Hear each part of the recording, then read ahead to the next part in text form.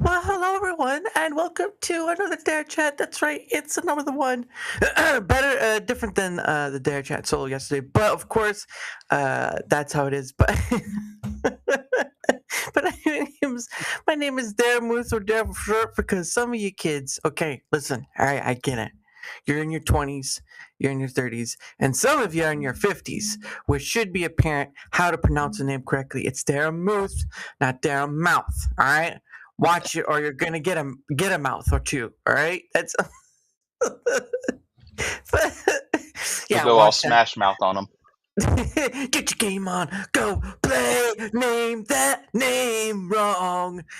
Oh, it's not gonna. Well, but yes, I get to have on the one and only Jimmy D, or as he goes by. Well, your YouTube channel is a different name. That's the only thing I could find. But like, they call you Jimmy. Why do they call you Jimmy D? Is that like you're trying to get away from Jim Dean? Is that what you're trying to do? No, I typically go by Draken, and I just Uh, put Jimmy D because started getting some traction. So I took my real name off, and I was like, well, I go by Draken, so I'll just put Jimmy D. there you go. I feel like I want to say Jimmy Dean by now. I just gotta say that breakfast. Gotta say Well, that breakfast sausage right there.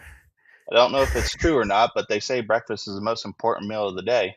So Well, if you're to go over to today's current cereal, probably not so much with all the right. sugars and stuff. There's metal in my Cheerios? What? I didn't know there Oh, was iron in my Cheerios. Yeah, it's crazy. And hello, Fatal Nexus. And hey there, Casual. And Fatal Nexus says during a car inspection for my wife's car, she wanted to know if she could ask for anything else. And I told her, ask her to change the headlight fluid. She almost did it, stopped her time. Wow. Wow. Wow. That have you seen the gag gifts on Amazon? Like they've got like blinker fluid, headlight fluid. Yeah, no, but I and all they're actual, like, oil canisters and stuff, but they put fake labels on them, and they're empty.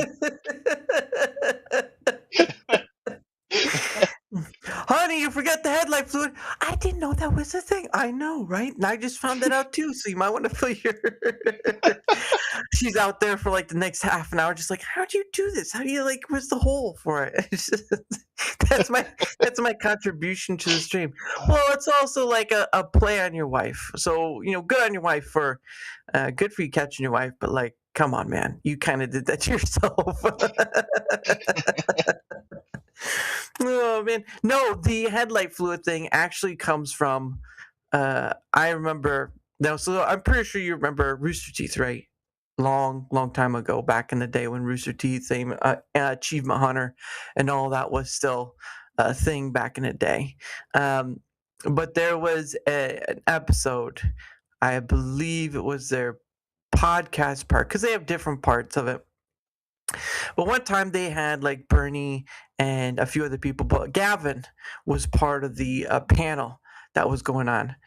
But he's English, so he's saying all these things, and the thing was about a car, and I don't know. He was like, "Oh, I gotta say something about like, oh, I gotta refill the headlight fluid," and I was like, "Wait a second, what?"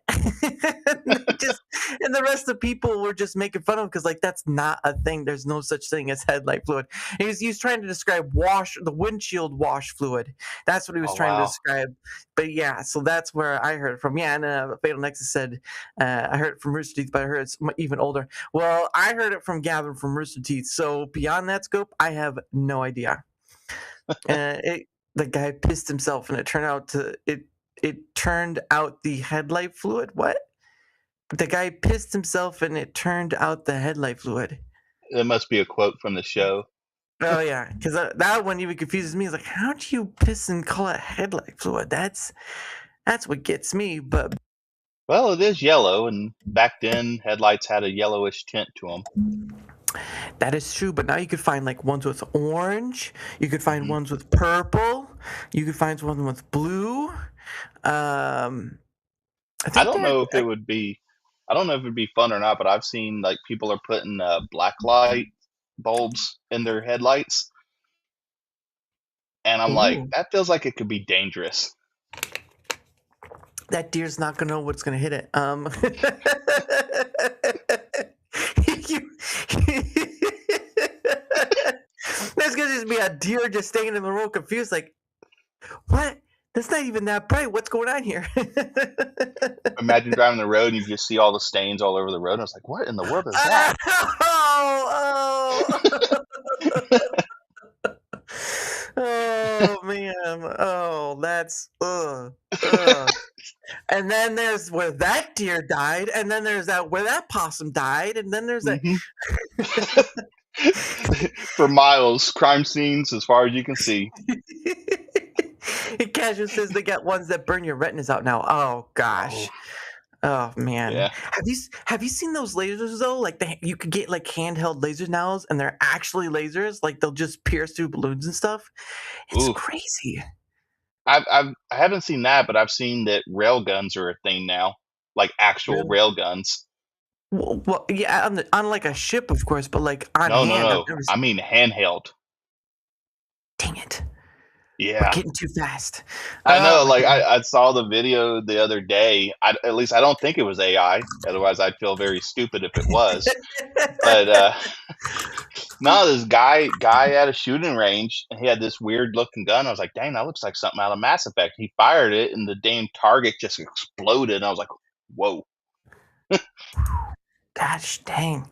Well, I did find something. Hold on. Let me get this. Here we go. Here we go. Right there.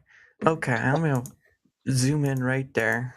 Okay, so it says the most prominent commercially available handheld electromagnetic weapon is the GR Anvil, a coil gun often mislabeled as a railgun developed by Mm. Arc Flash Labs in the United States.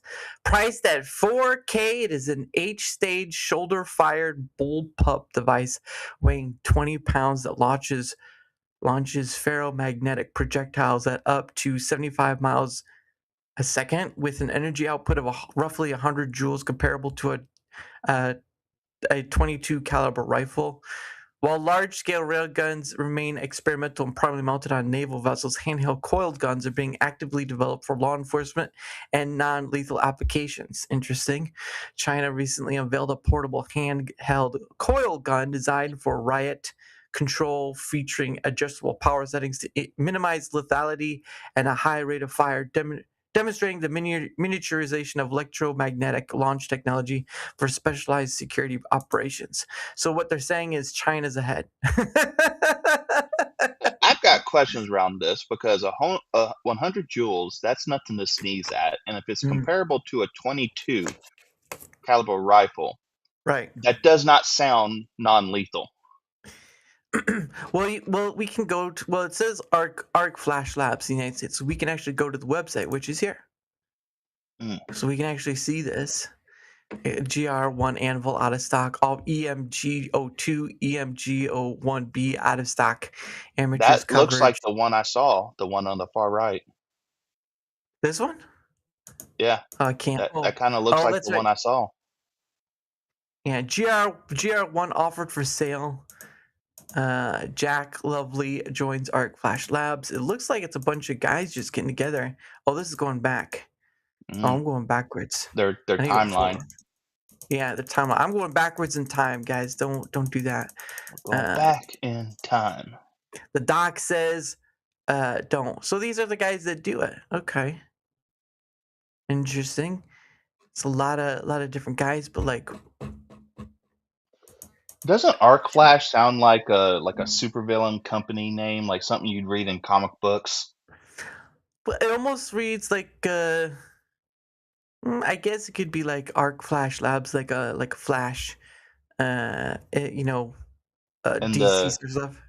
the Yeah. coloring reminds me of Cerberus from Mass Effect.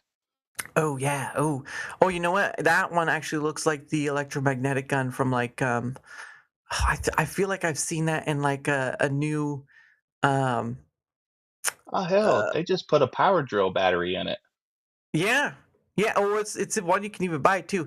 Let's go to the products. Let's see. So yeah, shirts, magazines, accelerators. So that's what they're called. Mm. Holy crap! Look at it. Of course is like for sale. It's they have one the anvil ones for sale, but it's like 450 less. Wow.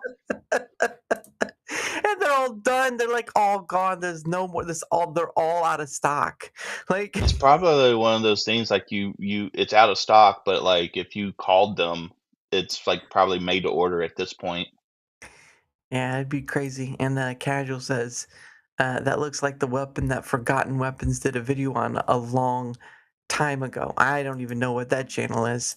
But like, and then there's something like armatures, I guess. Oh, I guess these are what you fire. Okay, that makes sense. So those are, they're all out of stock. What the hell is this company even still around? Jeez, Money laundering? I don't know. oh yeah, that would be interesting. 'Cause it's just like everything's just gone.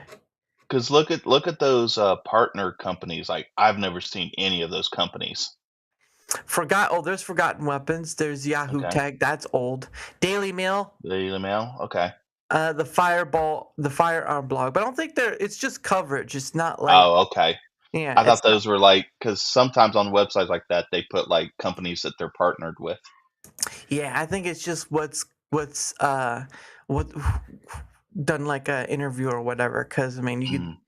like Daily Mail, I don't see Daily Mail supporting a a rail gun, really don't. Uh, Oh my well, they gosh. they must have the philosophy, no press is bad press or something like that. That is well, that is possibly true, but at the end of the day, though, it's pretty interesting to learn that that exists, and I did not know that. So there you go. Yeah, that must have been what I had seen, and they probably had like explosives attached to the target or whatever. Well, So no, you saw the little like the GIF video that they had where they were shooting like at cans and stuff, and it just yeah, yeah. ah, that But there was that's there was whatever because it looked like it was a paper target, but then there was fire, like a fire explosion. So I'm assuming that when they hit the target, it triggered mm. some sort of C4 or something that may have been attached to it. Are you saying that you're like a gunsmith now? You know how to guns a bit more. You just like you a gunman. I'm one of those people that I have a lot of useless information in my head. Oh, So really? like I watch a lot of YouTube videos and stuff. I'm like, hey, that's interesting. So Yeah. What's the biggest useless piece of information you have, but you've surprised yourself that you could use it? mm, that I don't really know. I mean, if you well, I know a lot about motorcycles like specifically Harley Davidson's pre 2010. Oh, okay. So yeah, like anything after 2010, I don't know nothing about. But if it's like from Mm, Evo one engine on back, I know quite a bit. that's So pretty awesome. How so like I'm certain if I absolutely needed to, say like I was riding and I was broke down on the side of the road, I could probably figure something out to get it running again, at least to get to the closest gas station. nice. That's actually pretty. That's not bad. That's not useless at all, to be honest. But like, so how long? I mean, how long has Harley Davidson been around anyway? Oh, they're one of the, if I'm not mistaken, they're one of the founding companies of this country because they were originally a bicycle company. That makes sense. Bicycle turned to motorbike. That kind of Right. that kind of hits on it. So But no, I'm just interested because like I don't know myself how long they've been around. I know they've been around for a long time. Like probably during right. like the war and stuff. But like how long a company like that's been around? And they've kind of fallen into like their own controversy like once in a blue moon. Um, Well, they're in the middle of controversy right now. They're one of those companies that picked a political side, mhm, and it's kind of ostracized their core customer base. And the mhm. people that are in charge now, I've never understood why you would make all of your executives like okay, Harley Davidson is a pure American company. There is not a single American executive in that company now. Interesting. Um, Huh.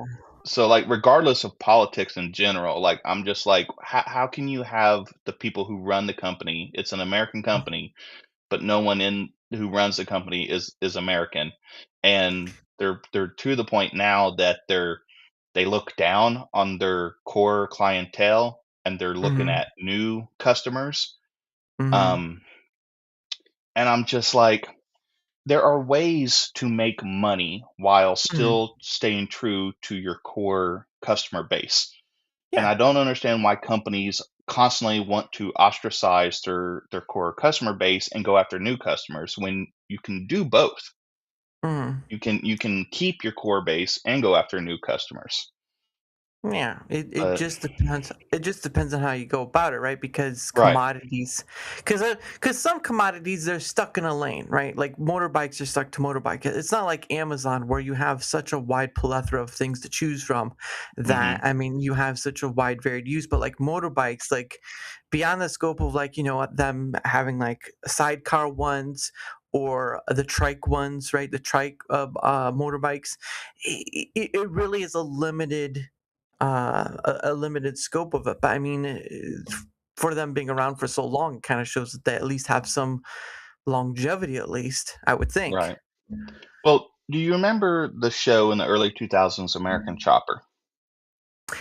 It wasn't it like It was was it on like Discovery a Channel. yeah, there was like a Mhm. great an older man and then his son and they kind of worked Right. together, sort of like pawn stars, right? Like the old Right. man and all this stuff. Yep, that was before Pawn Stars, and it's what kinda kicked off that kind of reality shows, Mm-hmm. was American Chopper. But I bring that up because the motorcycle community used to be really it was all about customization. You would get your first bike or you would get your first frame, and you would either customize your first bike or you would build your own bike with Mm-hmm. aftermarket parts, or you would Yeah. buy like a donor bike and you would pick parts from your donor bike. And there for a while, Harley Davidson was really good about they had a big backstock of official parts. So you didn't have to Mm-hmm. go through for aftermarket parts. Right. Um, but they would also license out their patents. So you could Hmm. still also get aftermarket parts. And it was Right. really, they had a really big buyer's market when it came to building your own bike. But if you wanted a true blue Harley Davidson, you still could Yeah. get one, and they would Mm-hmm. make it the way you wanted. You could get it in the Mm-hmm. dealership or you could get make to order. Mm-hmm. These days, they have gotten rid of their back stock, so you can't Mm-hmm. it's hard as to be to get parts for a Harley. Mm-hmm. Right. And the newer bikes that they're making, although touring bikes are popular, they're making European style touring bikes and they're making electric bikes. And that's Mm. not what the core Harley culture cares about. Right. So I grew up on motorcycles. Now I don't have a Right. bike anymore. I don't ride Right. anymore, but I very much try to keep up with it Mhm. and stuff. And um, my favorite engine was the shovel head engine. I think it just the sound, the look. There's so much. It was a very versatile engine. Yeah. While off the showroom floor, it sucked. Mhm. It was one of Yeah. those things where you bought that bike to Mhm. customize it. It's crazy. I've never been on a I know one of my family members had been on a motorbike, but I'd never been on one. I just not my cup of tea. 'Cause Hey, I everyone has their thing. I've always liked riding. One, like I said, I grew up on it, but Mhm. there's just a sense of freedom Yeah. of just hopping on. Ain't got to put a seatbelt or nothing on. I mean, pretty much everywhere you have to wear a helmet these days. But when I was a kid, you didn't have to wear like majority of states you didn't have to wear a helmet Right. back in the 90s and the early 2000s. So yeah, there was just a sense of freedom riding the bike, just Mm. cruising. You don't have no distractions. I mean, Mhm. bikes back then, they've got radios now, And they did back then too, but it wasn't a common thing. So when you were riding, you were just listening to the wind, listening to the engine, watching your surroundings, Yeah, and just looking at nature. I mean, the best thing to yeah, do is to get on a bike and just ride through the country. yeah. That would be great. I wonder what the timing would be if you went from the East to West Coast, because it would have to be a whole week at least to do on a motorbike, depending on. Um, Depending on how you schedule it, I've heard of people taking 2 weeks to. I think the quickest I've heard of is 4 days, Wow. and that's flying with no stops. Wow. Well, you'd have to stop for gas though, so there is a form of stopping. You'd have Right, to but I stop. mean, Yeah. like they didn't. It was one of those. It wasn't that long ago. It was one of those like dude was doing a YouTube video, so he had Oh, like okay. drinks in a backpack. He was wearing a backpack while he was riding. Yeah. I think he had like power bars like stashed Oh, somewhere nice. close by. You know, Yeah. so like he did everything he could outside of getting gas and using the bathroom Yeah. to where he didn't have to stop. That's crazy. Yeah. That 4 days. And That's that's like, extremely dangerous too, because it's bad enough to be tired and behind the wheel. Imagine uh being tired and being on a bike. oh my God, the danger multiplies because you have to be Hmm. balanced on that thing, right? Right. Now, if you had a trike, it wouldn't be that much because you wouldn't have to worry about the balance, but you still would have to worry about being awake to drive. It's just, yeah, that's crazy. The problem with trikes and even four wheelers, quads, they give you a false sense of Mm, security. And in a lot of okay. ways, it makes them more dangerous than a motorcycle because Mm, you're more relaxed and you're more careless. mm, that is true. Have you ever seen that Polaris vehicle? Hmm. It's like a two wheels up front, The one wheel in the back. I believe it's called a spider. Yeah. Oh, it is? Oh, I didn't know what it was called, but it's like Yeah. that's I've seen that. It's like a three-wheel car. And I'm Yeah. like, that can only be for a summer vehicle because there's no way in heck I'm doing that during winter. I see a lot of retired couples buy those. That's crazy. So, Hey, Dan, how's it going? But no, that's crazy because I mean they look. Don't get me wrong, I'd be tempted to drive one at least once, right? Like you see right. those vehicles, like yeah, I'm sure at one point in your life you'd be like, oh, there's a McLaren, Pff, let's try this. But and you just go in, you sit down in the seat, and then you kind of like put your hands on the wheels, and you're like, all right, time to get out. And you don't even take it. I'm not taking this out. This is too much for my blood. But yeah, that would be interesting to get to ride one of those because again, they do feel like because there's no covering, right? There's no Right. covering during like for winter or whatever. Even during like a thunderstorm, there is no covering. So these things are just like a wide open vehicle. And again, I would want to drive one just to test it out because you have to. You like Right. it's a really neat car, Well, I've been It's on a sort of bike in both snow and rain. There was one time I okay. was on a bike and there was ice on the road. That was Oh, knuckle clenching. Um, mm, Snow isn't too bad. It's the cold. This is the hardest thing. But if you have like a bandana or something over your face, or you have yeah, a closed face helmet, it's not yeah, too bad. Um, hmm I would say the worst was riding in the rain. The yeah. reason being is going 40 miles an hour, even just 40 miles an hour down the road, and it's pouring rain. The rain feels like needles hitting you. Oh, So, that's crazy. Well, yeah, and yeah, you're out in the open. You're at a speed, and the rain's at its own speed, and so at a certain point, you're kind of going up against it, and so that kind of makes mhm. sense where it feels like needles. But like, yeah, that would be because in a car you're not feeling that at all. But yeah, being on a motorbike, I can't imagine. That's just crazy. And it's Uh, funny it too really, because, like, as someone who grew up riding, you kind of just shrug it off. mm, You're kind of like, oh yeah, well, I've got to go somewhere. I can't just wait for the rain to stop. And so you just kind of Yeah. get used to it. And then talking to people who have never rode, kind of like you're like, oh, I just couldn't do it. And I was like, well, you do what you got to. When Yeah. you're on a bike, you do what you have to.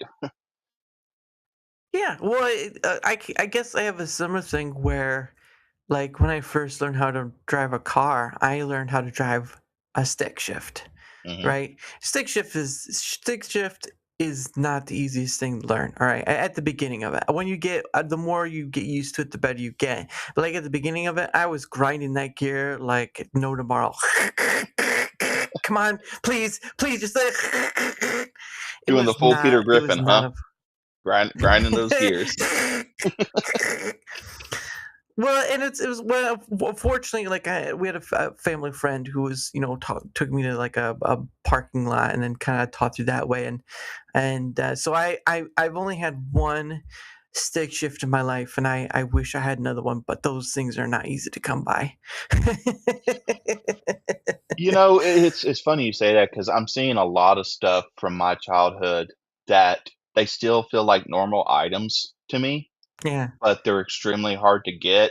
I just heard the other day that mhm. Blu-ray players are not being made anymore, Interesting. and Hmm. they're already scarce. That is interesting. And I was Wonder just why like, that is. really? Well, and Mm, I don't know if you're into gaming or not, but the big fight between customers and corporations right now in gaming is the whole mhm, thing with rumors of Sony and Xbox moving to disc no physical disc tray in the next mhm, gen consoles. And so there's a big uproar over that. And it's interesting to see the reaction because Sony they're like holding firm and they're like, no, next gen, no disc tray. And the Xbox is like, mhm. we're going to see what like the focus groups say. They're Yeah. not like giving an answer. And I'm like, well, that's probably the smarter route to go, because Mhm. if the fan base truly is upset, then Xbox has the opportunity to capitalize. True. That is true, and they are in the sense of restructuring, which is kind of a fluctuation in its own right. But I mean, the whole PlayStation ordeal. Like, I cannot tell you how many times on X I've seen one too many people abuse the community notes Hmm. because it was on post it was a PlayStation a post, of course, but it had nothing to do with what they were putting the community note for. Yeah. And it was sort of like, so like, oh, there's this game that's coming out, and like PlayStation is trying to promote this game coming out, and all of a sudden you see, like, because if you're part of the community note thing, you get to see like the invisible side, or it's not being posted yet or whatever. And there'd be many times where, like, oh, they're promoting a game, and all of a sudden you see like Sony's trying to get rid of physical and all stuff. Like, but guys, this, I get what you're trying to do, but this is a misuse of something that's supposed to help clarify Right. a post. This isn't clarifying a post. This is actually abusing that system because you guys want to stick it to PlayStation. We'll stick it to PlayStation by not giving them any money. Like, Right. Yeah. like do the thing that makes sense. Don't try to abuse a system because you feel wronged. I mean, I get it, and in a way you are, but like you can't abuse that system and expect it not to be abused by other people, because other people will abuse it. They'll abuse it for, like, oh, Xbox does a thing. Well, they'll do it on a post that has nothing to do with what the community note is about, and it's just like it's a nice tool to have. Uh, I'm but still here. I just got yeah, to plug in my laptop. I'm sorry. oh, no, you're fine. No, you're fine. But it's one of those things where it's like you can. Crap, I was trying to I do. derailed you. I'm sorry. I had something that was something there. Well, it's sort of like, well, if you think about Xbox, right? Like Xbox puts out something, it's about promoting a game, and all of a sudden they're like, oh, they're trying to shut it down and do all this stuff. It's like, but that has nothing to do with the post at hand. It's just like, I get it, guys, but you're abusing a system that's supposed to be for clarification and context, not just self-purpose and all this stuff. I don't. So I get it. I get the whole PlayStation thing, but like at the end of the day, if you're gonna be on X and misuse the community notes, I don't understand why. Yeah, I just don't get it. I just don't get it. I don't get the whole fight either. I mean, I'm kind of a creature of habit. I get Mm, a piece of technology I like, and that's just the one I stick with. And I mm, really don't care what other people get. I yeah. just know what I like. So, Yeah. like, I've had an Xbox since they came out. Oh, wow. Funny enough, I Mm, wanted a PlayStation 2, mm. and the PlayStation 2s were sold out that Christmas. So my mom got me an Xbox, and in her mind, she's thinking, "Well, I got you a game system. Like, what does it matter?" It's like in her mind, Xbox, PlayStation, same thing. They both play Yeah. games. Yeah. Um, so at first I was upset, but then when I started playing, I was like, "Oh, I like this better." Yeah. So, and I've had an Xbox ever since. Plus, it Wow. helped that at the time they were a good portion of them were manufactured in America, and they were American company. Yeah. They're still an American company technically, but none of them are made here anymore, Yeah. sadly. But it's still, I had my reasons for liking it. Yeah. Same thing with Apple. I've had an iPhone since they came out. Yeah. I just like the structure of the UI and everything. Yeah. So, and everyone's like, "Oh, Android's better," and I'm like, "Well, I'm sure it is. I don't care either way. I don't want Yeah. to learn how to use a new phone." Yeah. Yeah. So, Especially since, like, I mean, they have each have their pros and cons. Let's put it that way. right. But like with Android stuff, like it's splintered. I believe I remember seeing something like Google was going to start shutting down the ability to sideload, because I guess they want to get in control of that now. But like you have the Samsung Android, you have Google, and you have all these different ones out there, and so it's very fragmented, and sometimes it just doesn't work out well because it's sort of like that fragmentation, right? The updates and all this Hmm. stuff.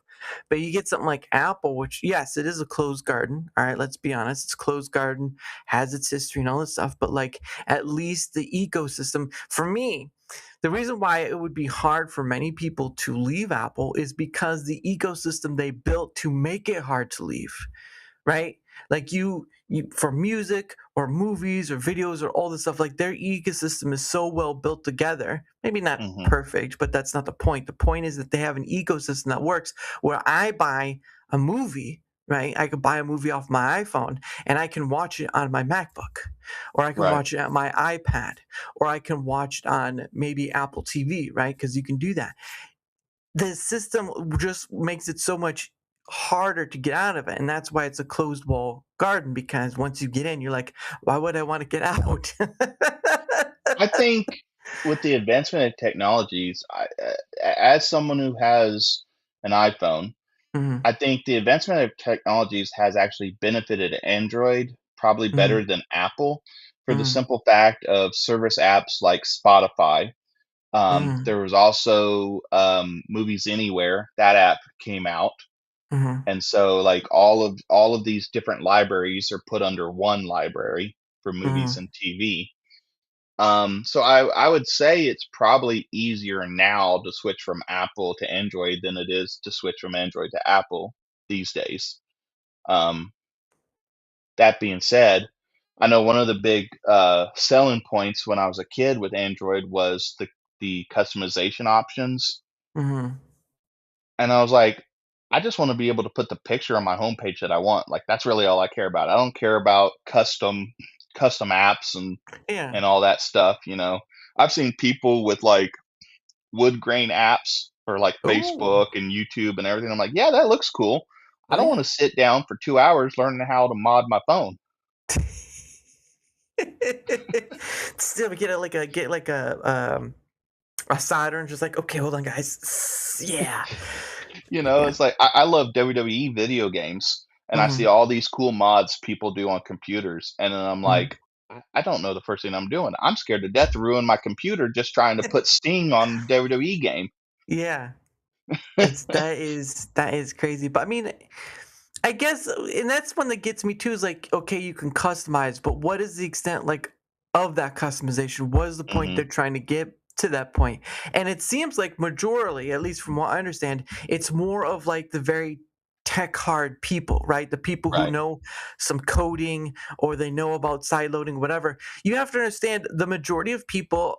there will be people who go for Android, don't get me wrong, but, like, majority of the time, it's about the normal, or maybe not, I won't say normal, but the everyday person use, Right. right? I think it's what how do you use your device, and True. do you use its full potential? Right. Now, some people might look at it as a negative. There's only so much you can do with an Apple product, whether that's an Mhm, iPhone, a Mac, whatnot. Where it is a closed network, there's only so much you can do. mhm, But your device is at less risk than, yeah, say, a Microsoft or an Android phone. There's more mhm, you can do with an Android and like a PC, but mhm, they're at more risk for a virus than anything Apple puts out. yeah. Yeah, So, it's just, yeah, it's like you said, it's like, what are you using it for, and what's the extent of that use? Because I mhm, think that's the defining factor between either or. Now I know there's like this whole new thing with like graphene or whatever, but that's still an Android thing and that's still side loading. Again, my thing is like if you make a product that the everyday person can just pick up and use, right? They just, hey, mhm. done, and just use, and they don't have to think about it. That's the product that wins. And that's why Apple is the most purchased product out of all of technology. It is on a customer scale, but I know Mhm. in a like a business scale, it's still very low, very low, because Microsoft owns that arena. So they own the business part. They don't, they lost out with what was it, Zune and the Windows Phone. Right. Well, that's just it though. Like, okay, I work at a hotel, Oh, really? and yeah, I work overnights at a hotel, and we've got a restaurant and we've got different stores on property and everything. What? And our microsystem is developed by Oracle, but Uh, all of the hardware is uh, Microsoft hardware with yeah, Oracle programming installed mm, on it. yeah, So yeah. Microsoft makes all of their money from hardware. Mm, And that's why, you hear people talk about, Microsoft sells Xboxes at a loss. Well, uh, that's because they make majority of their money from hardware, so they can actually afford to sell Xboxes hardware at a loss, because their whole purpose of the Xbox used to be on the selling of the games, yeah, is how they made their money. yeah. So, like, I'm still trying to figure out, at least for Xbox, why it would even be financially feasible to go digital, because the Mm, whole thing of them selling was the games themselves. yeah. So the only way they could make money on digital is if they raised the percentage that they got from the sale of the game. Mm. Yeah, because on a scale of that regard, it Mhm, doesn't make sense. Now, obviously, of course, if you're selling the same game in different countries, obviously the currency is going to be on different levels. So it will seem like it's more or less depending on the country you sell. Like it'll be less, more in Canada, or less in the United States. Just that variance. But like beyond that scope, like why should digital be on the same level or more than physical? Because all you're doing is you're using your internet to download the game onto mhm, whatever device you're using, whether it be switched, the PlayStation thing or whatever. And at that point, like you download it and that's that, but it's still just on that same level or more, and that doesn't make any sense to me. And it's sort of like that's sort of like saying we've got this new way of delivering a game to you, and then just completely like, and then that's it. That's the sell right there. We got a new way right. to deliver a game to you, and then that's it. Well, even It- even when I hear people talk about, oh, they're cutting costs, and I'm like, I don't think these things that they're cutting, I don't think it's financially viable, these cost cuttings, because, okay, companies like Xbox and Sony, they have their own online servers. They have their own yeah. warehouses with servers. Those cost Mhm. a fortune.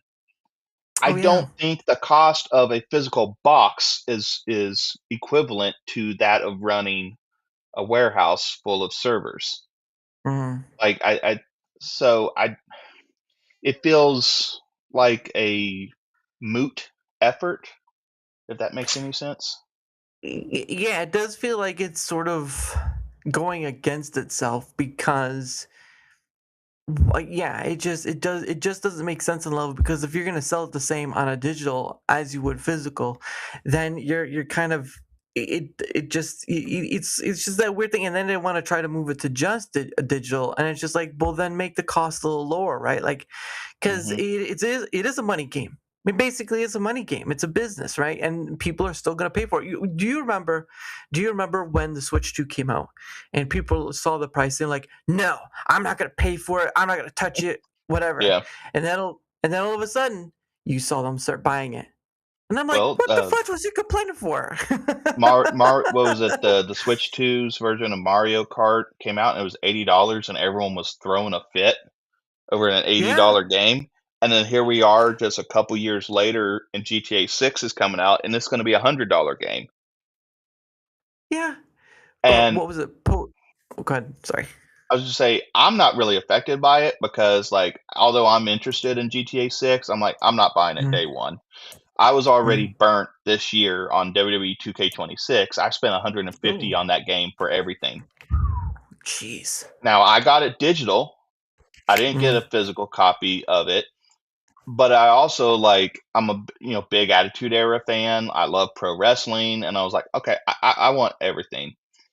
yeah. The, the last couple of years, I've been really upset because they came out with two new game modes: the Island and My Faction. My Mhm. Faction is basically like what the NBA and NFL games do. It's just a card game, but you don't actually trade the cards. Yeah. And in the WWE version, you get superstars and whatnot. And they introduced this system, the Persona system. Mhm. Typically, what the Persona system is, it's alternate attires of superstars that are on the game, but the only way you can Nice. get the attire is through My Faction mode. If you unlock the Huh. card, you get the attire in the rest of the game. Interesting. The problem is you have to wait 2 or 3 months to buy the card because they have it locked through card packs.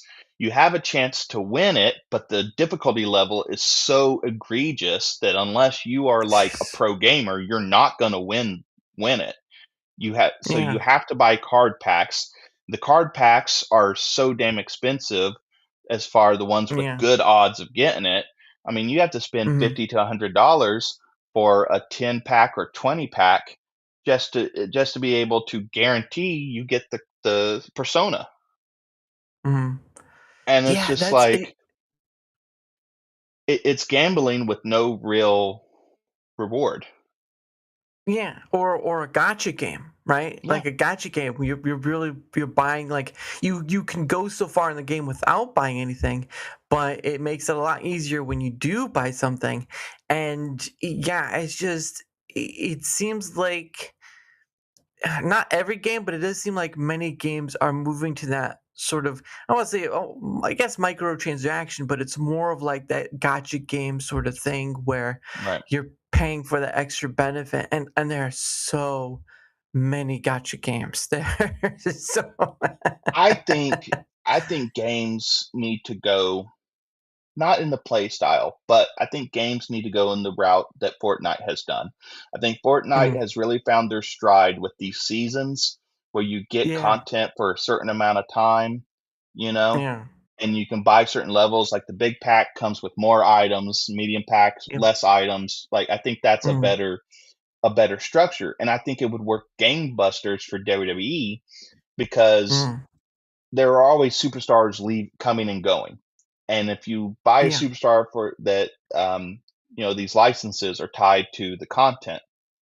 yeah, So if you get the superstar, you bought it, you have that superstar whether they leave the company or not. So you never yeah, have to, buy a game every year and one superstar was in last year's game, but they're not in this year's game. Like that would pretty yeah, much remove that issue.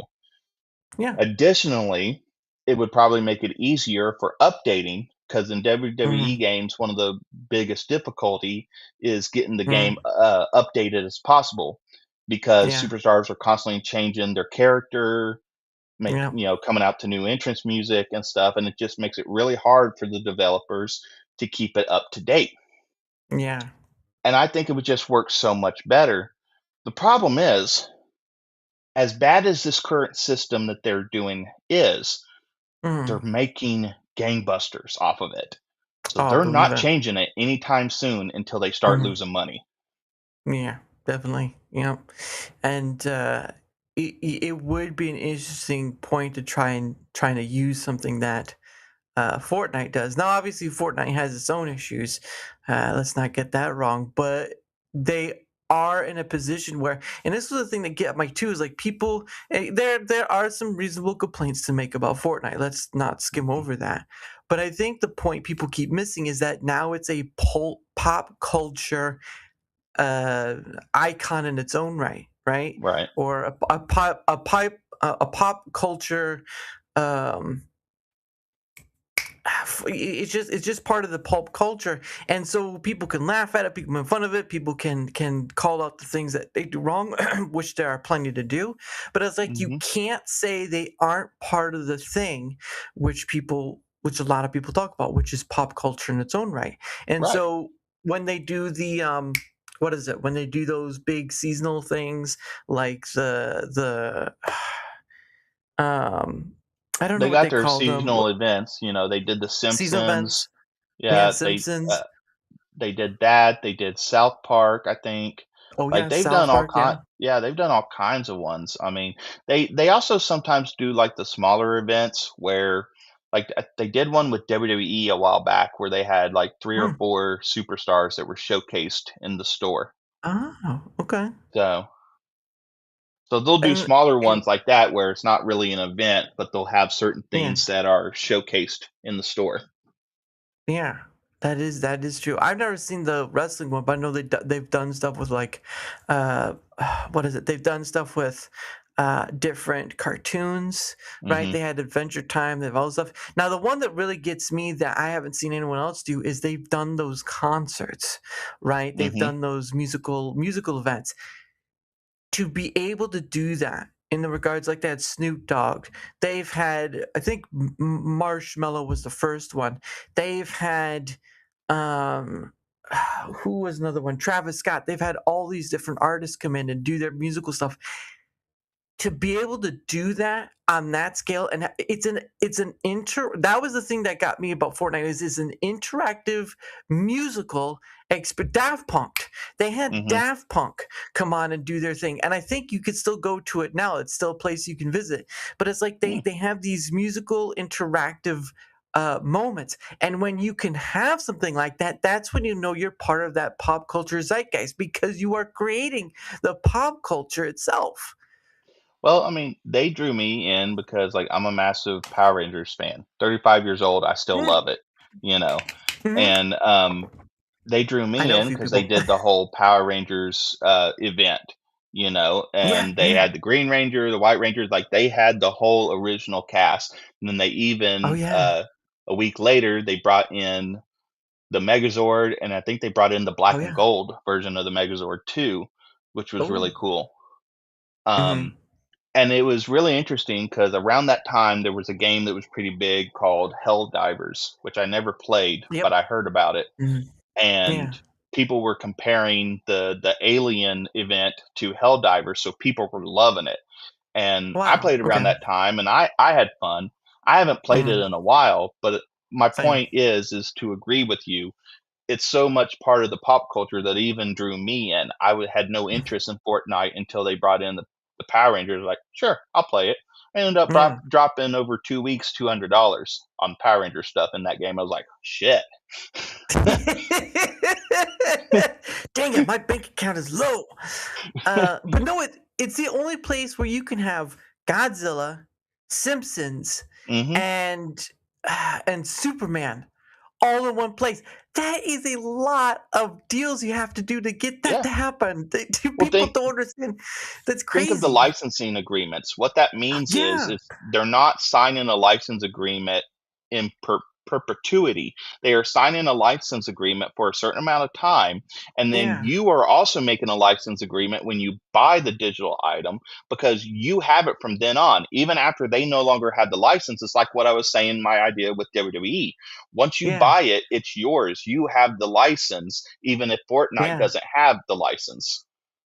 Yeah, or the because I know they do bring some back. They do bring some Right. characters back after a period of time, but not all of them. Like I think I do remember that they were doing like something with The Witcher, and so if you got The Witcher, if you got Geralt of Rivia at that time while they were doing that scenario, you still have Geralt of Rivia, and that was just a weird one to have. But still, it's like an example of I think the one thing I think they did pretty good was they got on the train with K-pop Demon Hunters before Hmm. it became as big as it did, and once it hit that mark, that was just insane in itself. Because again, there is still so many points to be made about how there's issues with Fortnite. You can say how the business run is all this stuff, but to dismiss it from pop culture itself is a lie unto its own right because you can't.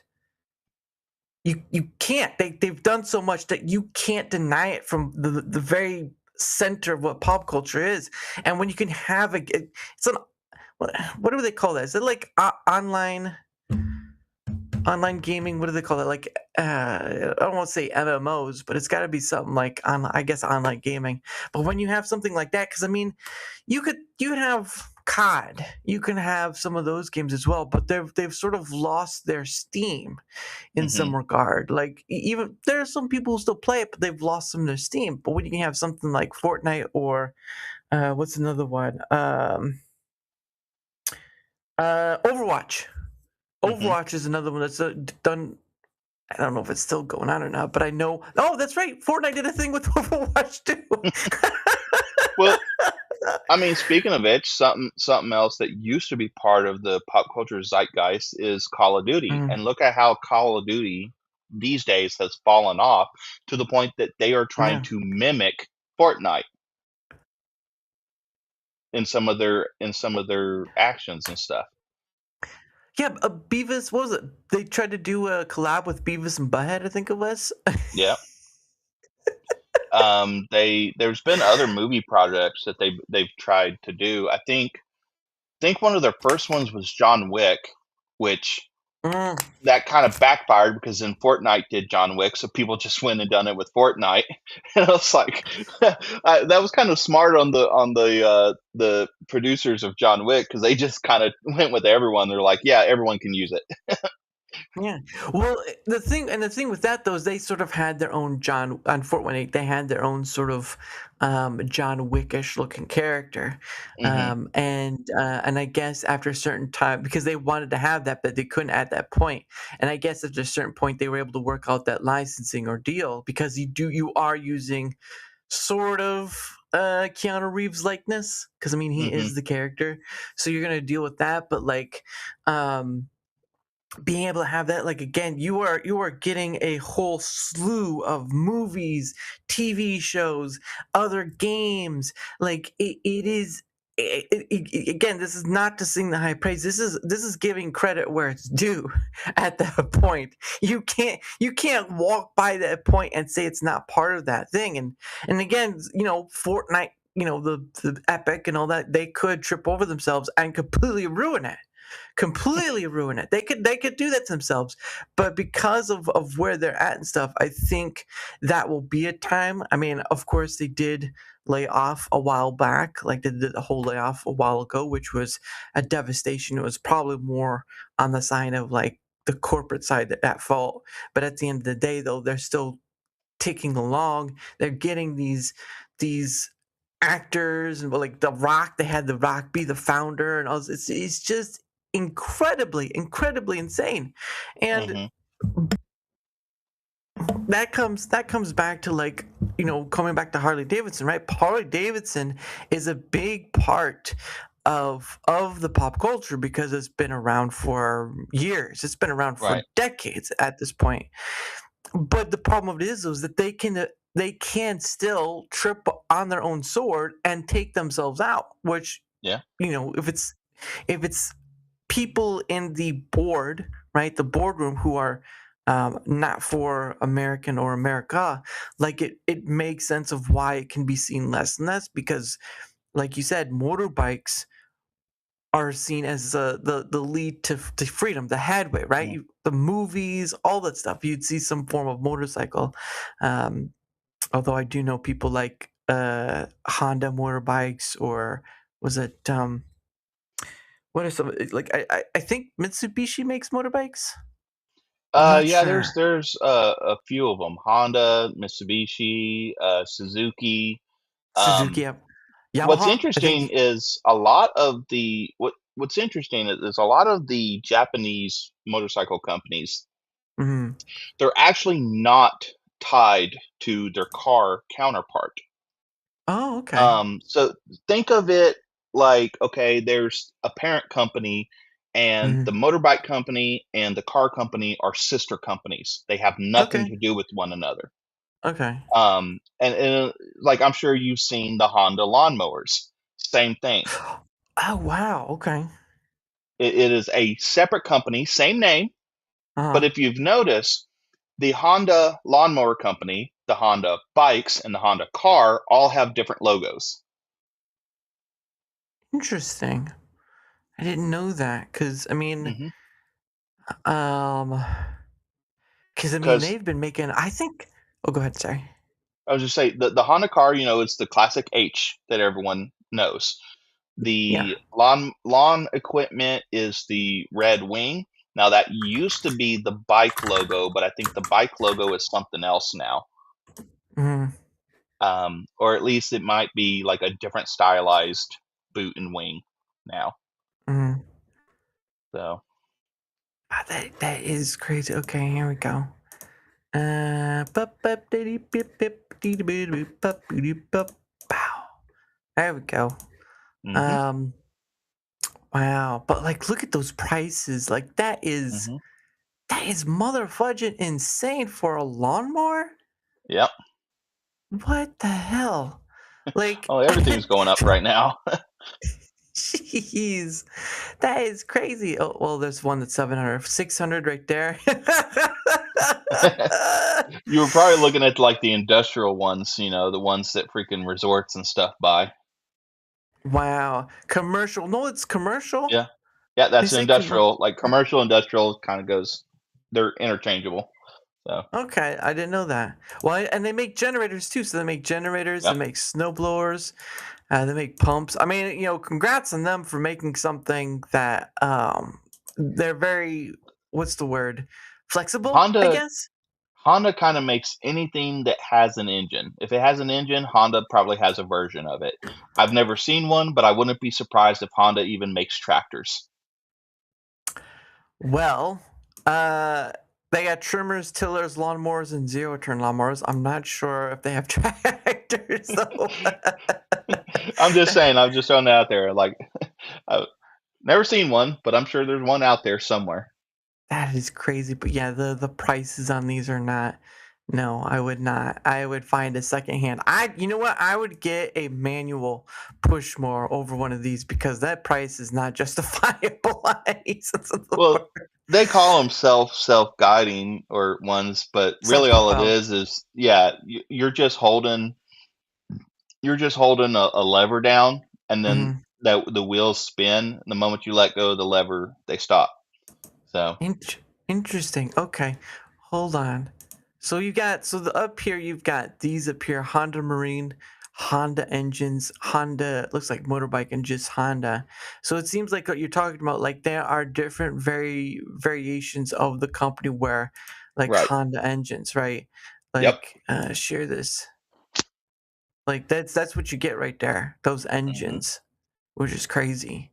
And then you get go to go back to here, go to like Honda Marine, like you get ship stuff, which Mhm. is it's a boat engine. Sorry, it's Yep. boat engines, which is crazy in its own right. I mean, they look fancy. Don't get me wrong, but that's just crazy. It's like again, they are multi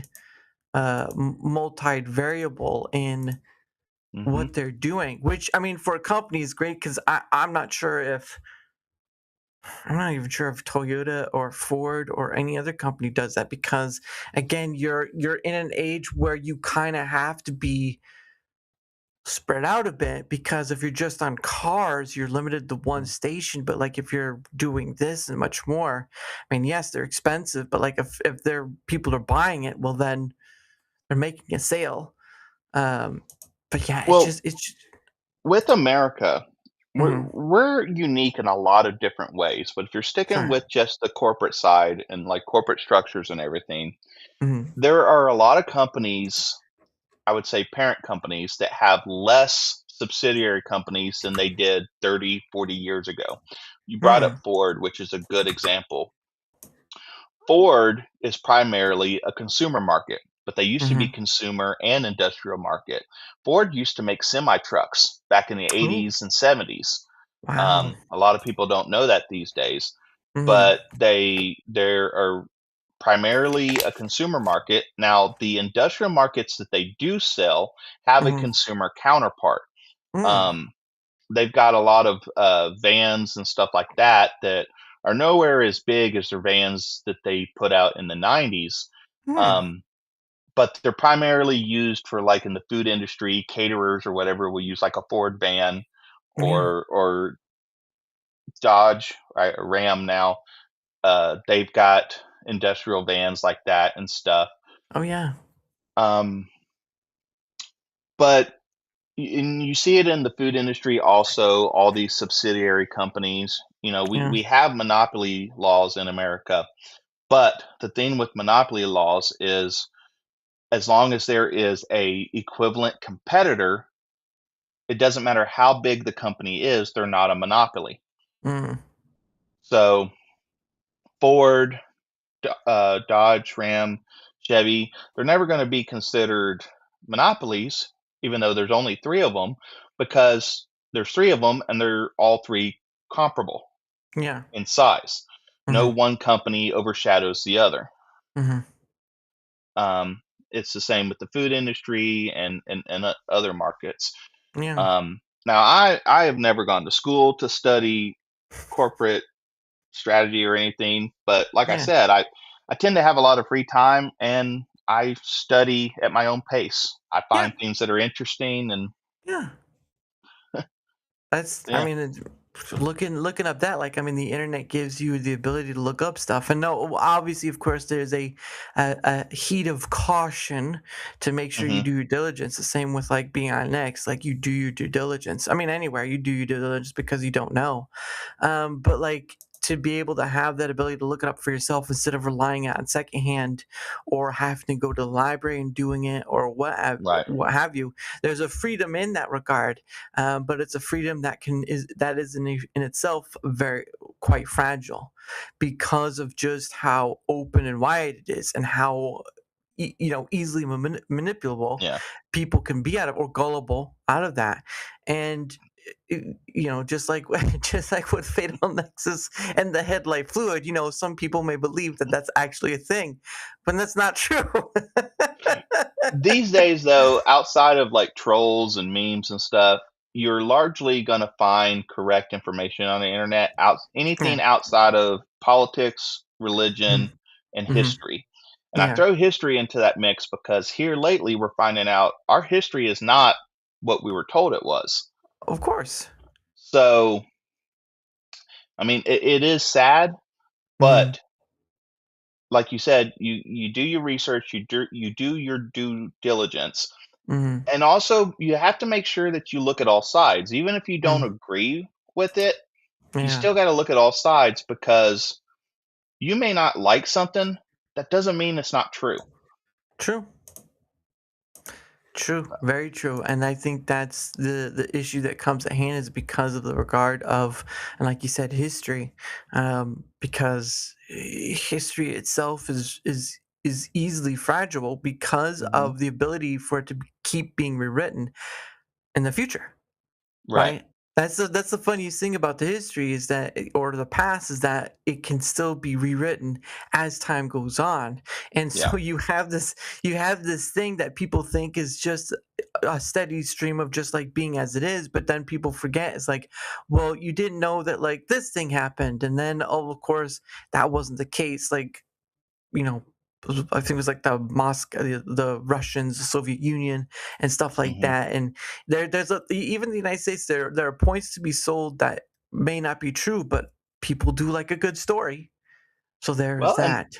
with geopolitics, you have to also remember that we are individuals all over the world, Yeah.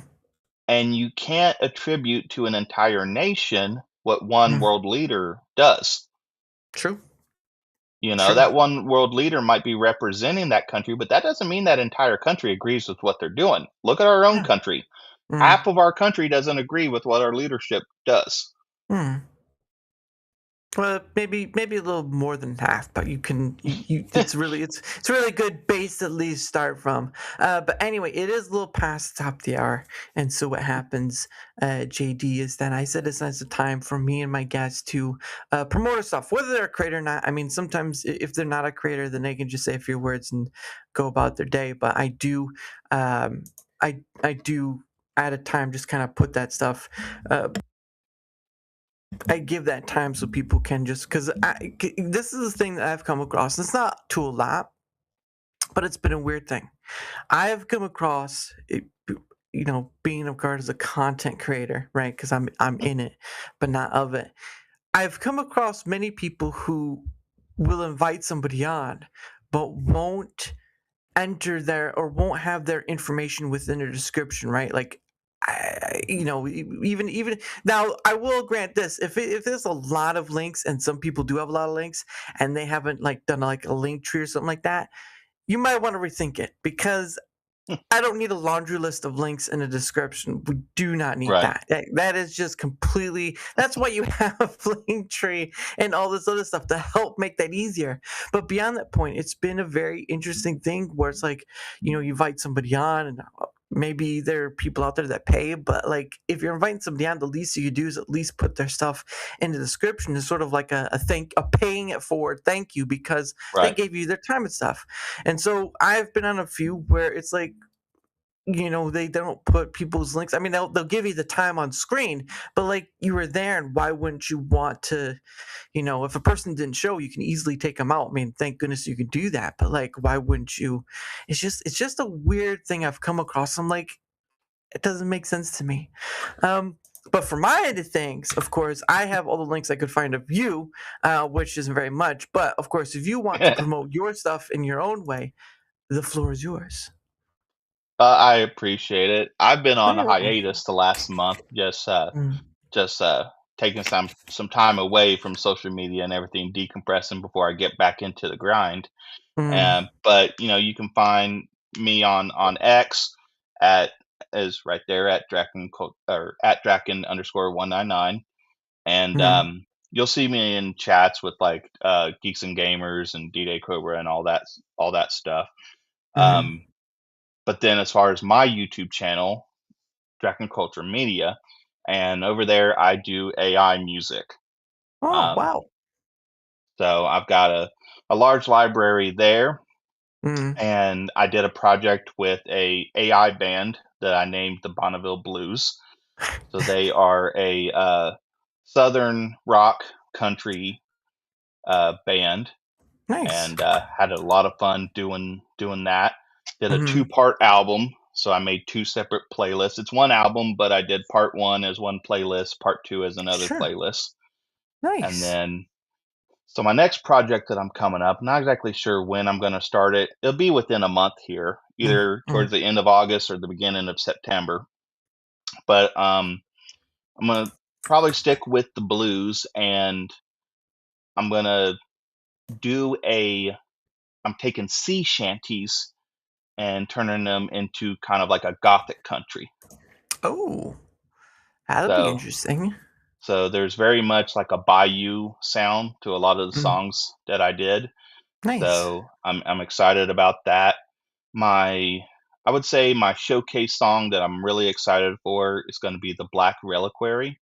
Mhm, So it's a story. This one is an original, so it's not mhm. a sea shanty, but the Okay. story behind it is it's a ghost ship, kind of Oh, like the Flying Dutchman, yeah.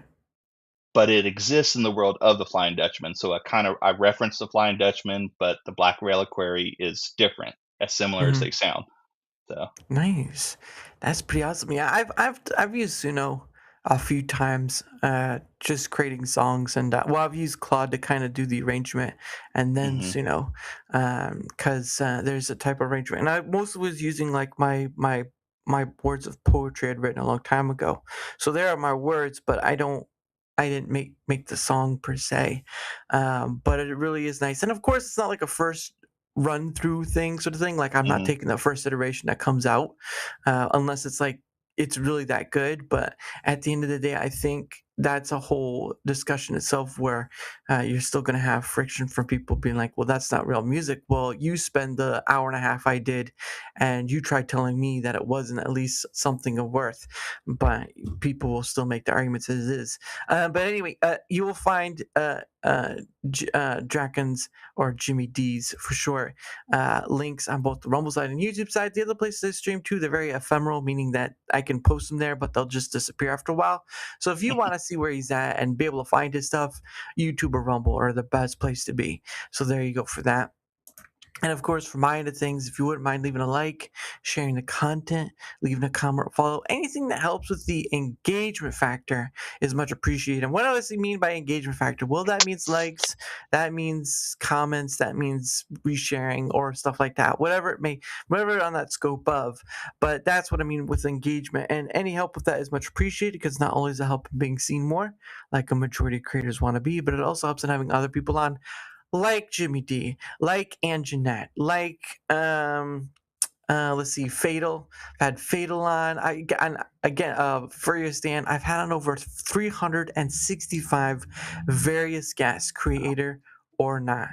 That's a lot of people. But I'm always glad for it because there's a lot of different perspectives, and especially between creator and non-creator. Like there's a very big difference in some regard. But it's always nice to be able to have that opportunity because if you give people the space to say what they would like, well, the sky's the limit at that point. But any help with the engagement factor is much appreciated. And of course, this is where you could find all my stuff at. Big shout out to Tomby for creating streamers. It's free to use for anyone of any platform. He actually just put out publicly for Dojo, which is sort of his Discord killer, at least by his words. So if you want a Discord alternate that's done really well, you can find that on the streamers platform. Just take out my name and stuff, and you'll just do streamers.com, and you'll see this whole thing. It's really worth checking out, and again, to help support a creator making his own time because he is a tech whiz. But all my links are there: YouTube, Rumble, Kick. I'm on Blaze and VP Zone. I'm on like 5 different platforms at this point. All that stuff is in there, and of course, the support stuff as well. But there are a few things that like 2 things that I do promote, and I use them for different reasons.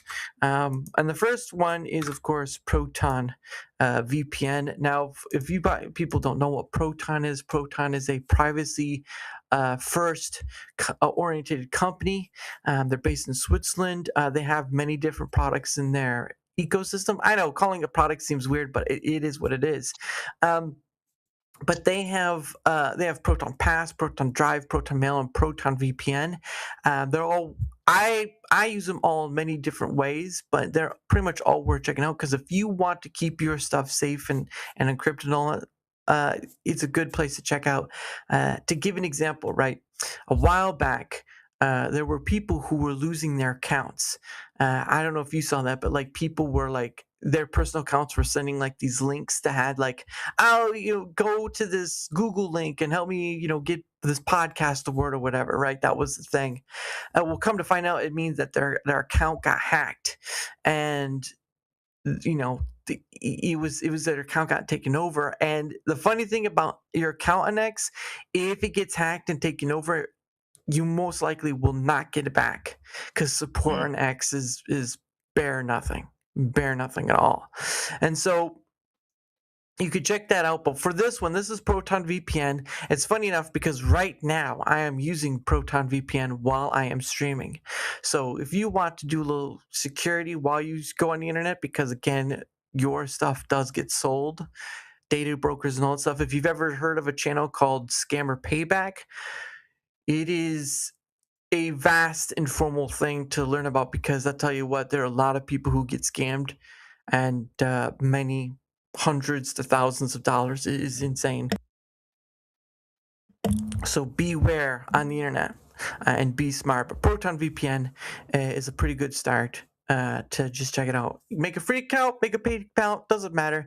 All I care about is putting this tool in your hands, so that way you have something that you can trust. Because I use it and I trust it. So that's how I sell it. But again, it is up to you on what you decide. So thank you for that. And of course, the last thing I promote before we get back to it, because we are going to get back to it, is of course, let's see. There we go. All right. Is of course Biltong USA. Biltong, for people who don't know, is a South African snack. It's air dried cured meat is basically what I had to look it up. But funny enough, I've had on a few South Africans, including Anjanette, who lives in South Africa. But the gentleman who owns this company is actually, his name is Anton. Him and his wife run it in Sunset, Texas. So if you're near the area, they do have a store. They sell hot foods and all that stuff. But you can go on their online store. You can see all the things they sell. They sell sweets and treats from UK. They sell jams. They sell cookies, all that sort of stuff. They even sell toiletries on their website. So I'm running low on toilet paper. Where do I need to go? Oh, that's right. But if you want to support not only a family business but a family American made business, this is a pretty good one to go to, because again, I think it was a few years ago when people were asking for more American made products, and right now it's not really the case, but you got one right here. And of course, you can use code DARA to save yourself some 10%. That's right, DARA, a 4-letter word you can say and should be saying, because some of you have a bit of a potty mouth, so you got to be careful of that. Guilty. But you mother fudging. And Neuro says the Angus peri peri is my favorite, but it's all good. Yeah, I'm not a spicy person. I've tried peri peri; it's all right, but I do like the Angus or Wagyu non-spicy versions. Is pretty good. But again, it all goes to support a family business, a family American-made business. Link right there. Go check it out and all that good stuff. So thank you very much for that. But yeah, it's the I remember I had I think it was like we were trying to set up for me coming on your show, but something happened. And so like, how long have you been doing your thing for the content creation stuff? I started back in February, I believe. I believe This this is year? when I started. Yeah, Okay. this Okay. past February. Okay. And so yeah, it's been a lot of highs and lows. It's all been a learning experience. It's all been a Oh yeah. valuable learning experience. Even the lows, I don't think any of it wasn't valuable lessons. Hmm. Um, that's just kind of my outlook on life in general. Even the Yeah. bad moments in life are learning experiences for the future. Oh yeah. So Yeah, I've certainly had to learn a bit from my own right, which is a very interesting, right? So I didn't know what I wanted to do with this thing at first, right? You're always like mhm, one person just watching some other content creator, like watch Markiplier, Captain Sparkles back in the day, all that sort of stuff. But when it came to point to just try it out, right? Like you get that, just do it, just try it and see what happens. right, Um, and most times you'd be like in a chat, people would be asking that question to a creator, like, how do you get started? How do you do this thing? Blah, blah, blah. And they'd be like, do oh, it. get it. Yeah, get a camera, get a mic, and just do it, right? Hmm. But over time in doing this thing, and I've upgraded my equipment to some degree because, gosh, my first camera did not have autofocus, and I'm so grateful for autofocus. Especially when thing goes out of order, like your just thing goes and you're like, oh man, Right, focus, focus. But one of the many things I've learned is that even in being even in that remark alone, right? When you just go out and do it, my thing is people need to have a why of why they want to do this. right. because of the experiences you're talking about and I'm talking about, right? Like there are things where you hit a rough patch and it's just sort of a drags on you a bit, right? Or it makes you Right. question it. And having a core reason of why you do this, like having the core reason why, can keep you going even when it seems bleak because the situation of content creation in its own right is saturated to the hill on any platform, right? Except newer ones, they're just starting out, but like on a majority of the big ones, it is saturated to the hill. Hmm. And so you're trying to like YouTube, right? Like some can find success, others have a hard time. It just varies, right? Same with Twitch, same with Kick, Rumble, all that stuff. Like pretty much all of it has its different variances of success. But the thing that should be mattered most is like you need to have a reason of why you want to do this because of those times where you're going to keep you look at your metrics or all that stuff and it's just going to be like a mind screwer because you're going to judge your making of something based upon that. and Hmm. and to be honest, when YouTube first started out, all you had were likes and comments and uploading a video, and that was it. Hmm. That was it. Yeah. And now we've added like companies have added monetization to this and all this stuff. You get sponsorships and all that, and it's become a very business industry. And the problem with that is that at to some point it does start seeming like it takes away from just creating in the sense of creating, which Yeah. I mean, from your end of things, right? From your experiences that you've come across, what has been sort of a surprising factor to you when you first stepped into like wanting to be well, just creating, right? I don't know if you consider yourself I don't know if you consider yourself a content creator, but like in that regard of creating, what has been a surprising factor you've learned? One thing that I've learned is, especially if you're working with other people, you're not Hmm. going to agree with everyone all the time. True. Even if you have the same values, the same viewpoints, there's still going to be disagreements. And Correct. the biggest key is not holding a grudge against anyone. Even if Hmm. they hold a grudge against you, that doesn't matter what they think of you. What matters is Sure. what you think of others. Hmm. And so I choose to be positive. And Hmm. if I rub people the wrong way, well, that sucks. I hate that Hmm. happened. Only thing I Yeah. can do is move forward and try to do better. Yeah. Um, so that's what, in my experiences, I've learned. I tried the live stream in there for a while, and and not to mix words or anything. I did enjoy it, Hmm. but I also learned that I was heavily more stressed out than I needed to be. Hmm. So when things ended, I was like, you know what? I'm just going to stick to making AI music because I enjoy that. It's not stressful. If I Yeah. want to take a break, I can take a break. I'm not Oh doing yeah. it for the views. I'm doing it because I like making the music and Hmm. I'm just curious what other people think. So I put it out there to the world. Hmm. So, Man, which I can understand, like, because I've had people on as guest creator, not where sometimes it's a challenge to get them to not get them to talk, but like lead into having them speak more about whatever, right? Because hmm. again, giving people like giving people like 98% of the field, and I always tell people that is like because they'll ask like, can I curse or whatever, like sure, that's fine, just don't go like in the big gamer words because how some places don't like that, but Yeah. I ask for 2% of the field and you get 98%, and I would think that for the big chunk of people, they would agree like, yeah, 98% is enough for me, but sometimes people are a little more greedy than they want.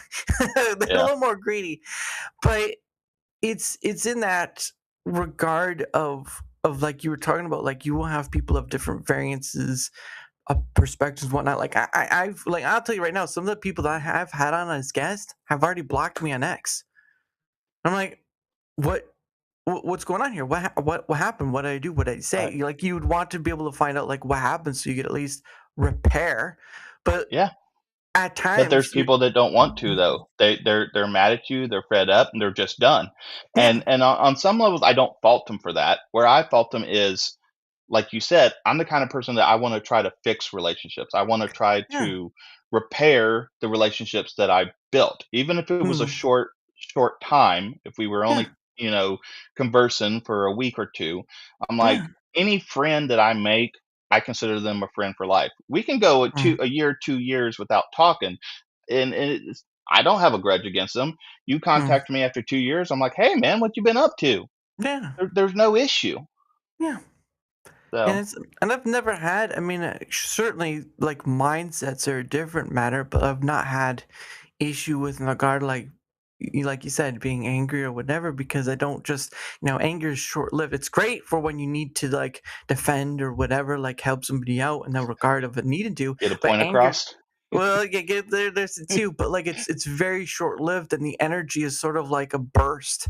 Like you ever see a bomb burst and you see that impact at the beginning and then it just flutters out and it dissipates. That's basically what anger is.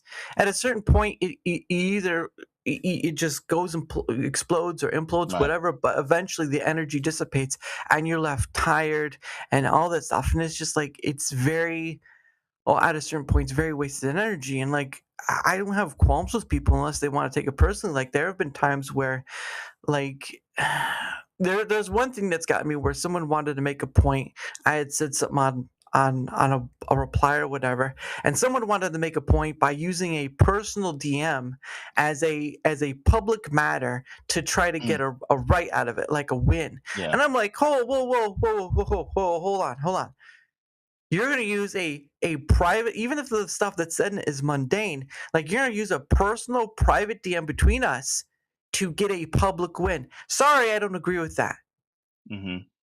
That doesn't make sense. That is a personal. Even for me, like the only reason I would do that is if it was a legal matter, right? Like the cops basically forced my hand. I'm not going to start revealing that stuff because I don't believe in that sort of thing. If a person's communicating with you on a personal level in DMs or Discord or whatever, like the point should be like you respect that remark because that is a point of trust, right? And so Right. if you break that to make a public win, you essentially are telling people, no, don't trust me because I'm gonna put out all your private DMs because ha ha he he, I don't believe in privacy. That's a big mistake that loses me. And Right. so I don't want if you do that, I'm done because you've lost that trust, and trust is an easy thing to lose. And if you lose it, it takes time to work back. But then, some people just don't care, and I'm just like, why should I care in return if you're going to do something that's stupid? Like it doesn't make sense to me. My personal experiences and everything. I've done some things that I wouldn't say I'm ashamed of, but I'll be like, I could have done that differently. I didn't Yeah, handle yeah. that in the best way possible. Hmm. Um, with the way, I- I'll say this: the command center needed to end. I was too Hmm. stressed out. At the Right. same time, I wish it had ended differently, Hmm. but I also consider it a blessing because I don't know. I'll be honest, I don't know if I would have ended it without it blowing up because I'm Hmm. the kind of person that, although I'm a procrastinator in life, I'm Hmm. also stubborn. And so I won't, it'll be hard to get me going, but once I'm going, I don't quit. Right. And, I didn't release any DMs, but I did an emergency podcast, my last post on that channel. Hmm. And I let all the dirty air out, what had been happening behind the scenes. I Hmm. probably shouldn't have done that, but I Hmm. was mad, I was hurt, Hmm. and I knew that based on what they had been telling me privately, they had a different opinion of things that happened versus Hmm. what I had. And no Sure. one was willing to talk to me. They just wanted to block me. Mm. And that hurt because I'm Hmm. like, I don't know what I did wrong. Yeah. Right there with you. And so I kept everything vague. They Hmm. weren't happy. Hmm. I don't blame them for not being happy Hmm. with the video, but at the same time, I told the truth from my perspective. I did not Sure. lie.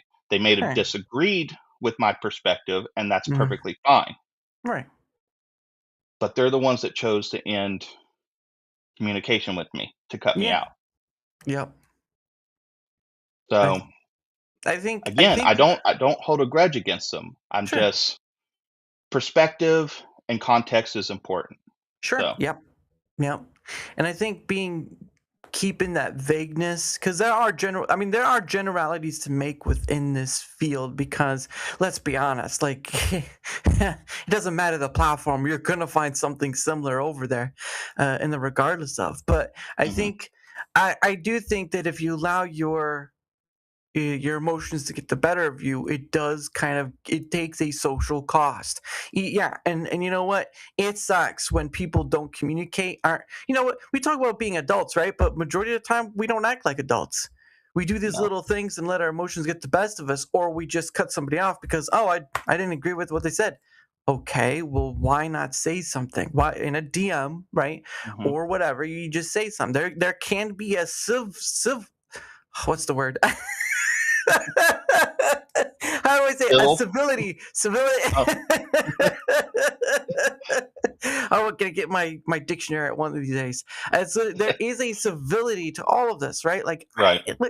And you'll see the content creator drama and all this stuff. And I could give two shakes of a lamb's tail of all that crap, because at the end of the day, 10 years from now, 100 years from now, when a majority of us are pretty much gone, no one's going to either they'll care about what's in the video, and they'll be like, gotta dig through, and that history might be muddled or confused or whatever, because it's just a crazy mess, and people like to make that chaotic crazy mess sometimes, or intentionally or unintentionally, right? There's two instances. But like again, there was one time, and in consideration of my end, like there was one time I had a guest on.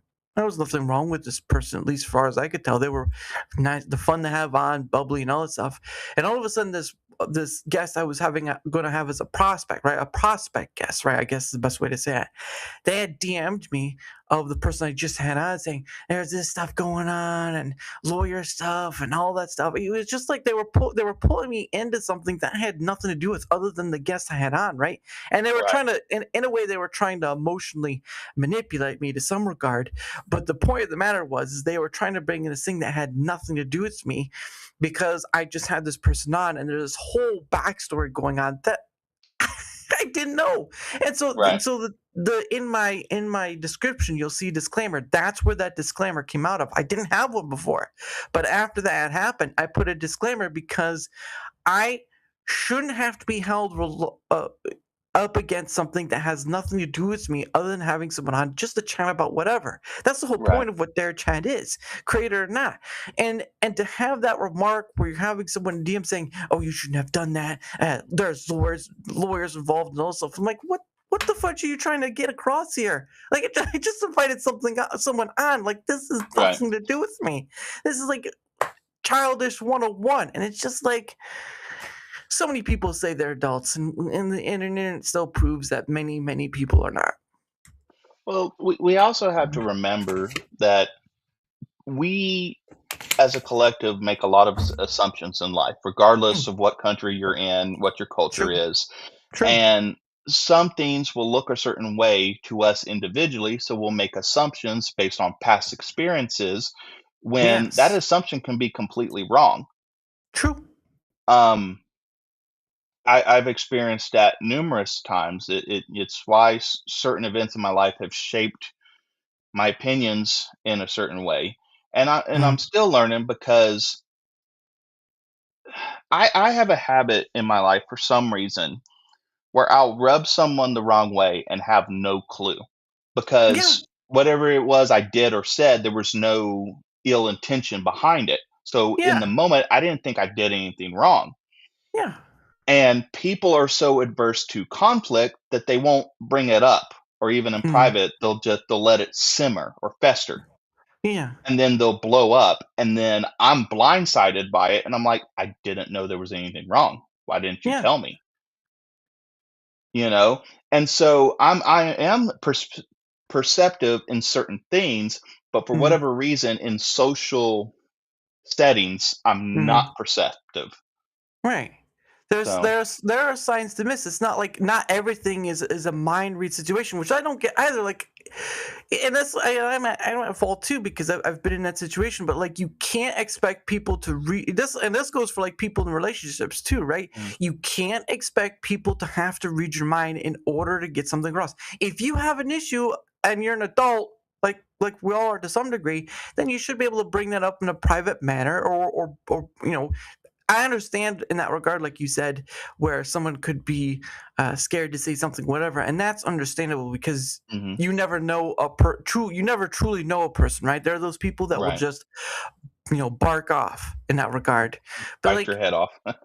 basically bite your head off, and if that happens, you just kind of like you kind of distance yourself because those people they have an issue that they need to learn how to get better at, and that's Yeah, not on you. But if you're bringing up in good faith, like, hey, you said this, like for me, right? I'm pretty sure there are people who've made fun of me and all this stuff, but usually either I don't notice it or I play it off or whatever. Because at the end of the day, I, the grave is calling for all of us at a certain point. Like that's not gonna yeah, like that thing is just not gonna matter. I get for me to sit here and tell you I've had on over 365 guests regardless of their status, regardless of their creator or not. That has more impact to me and for me than some little some little diss thing that someone had because I didn't live up to their standard or whatnot. I don't give a flying duck what your thing is. I care about that I get this opportunity that I didn't think I'd have before with just doing it, right? Many people are gamers, maybe people are politics and all this stuff. But I get to do this thing where I get to talk to just about anyone, English speaking, of course, because my secondary language is no bueno. Um,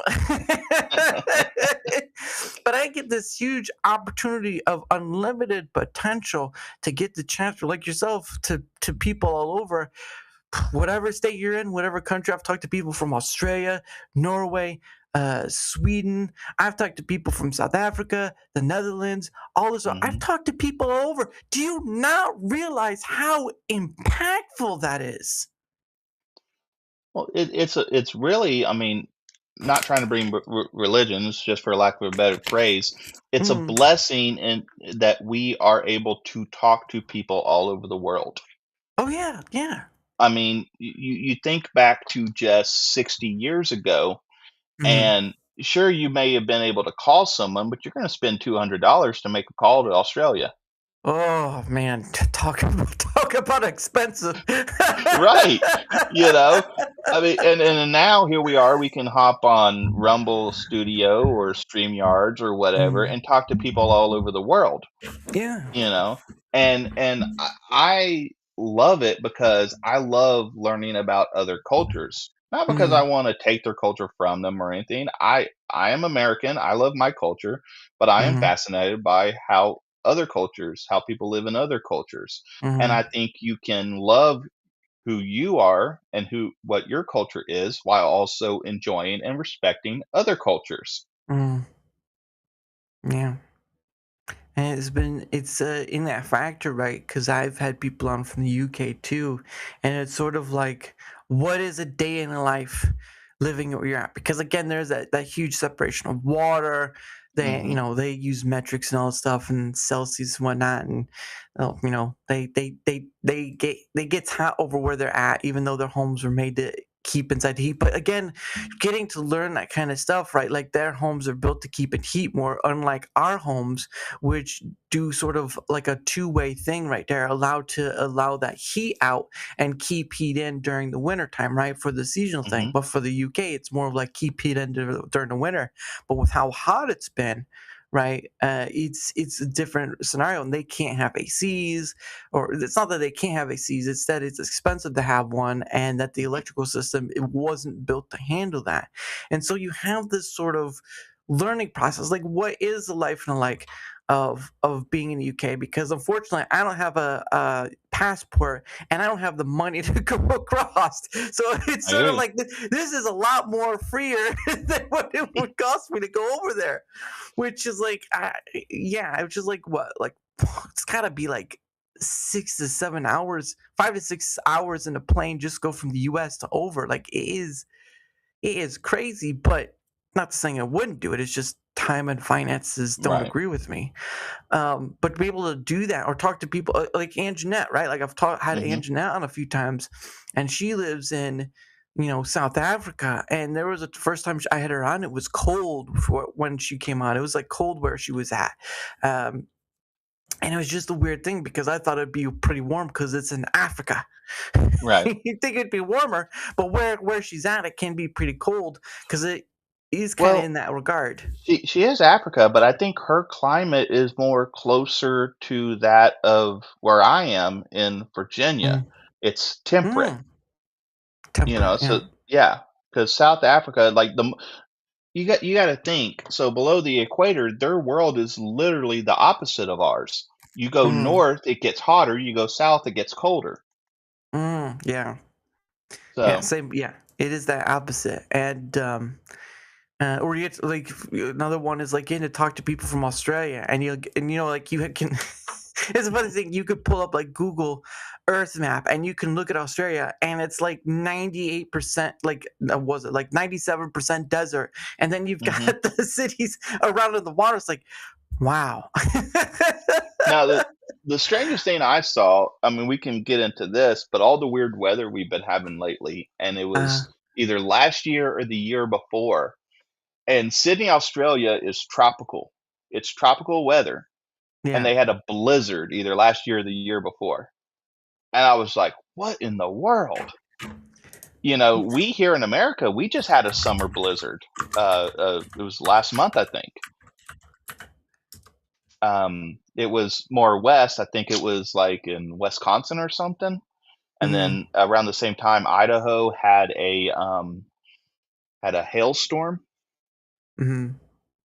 So yeah, I've been following that, and all the weird weather we've been having lately is really fascinating.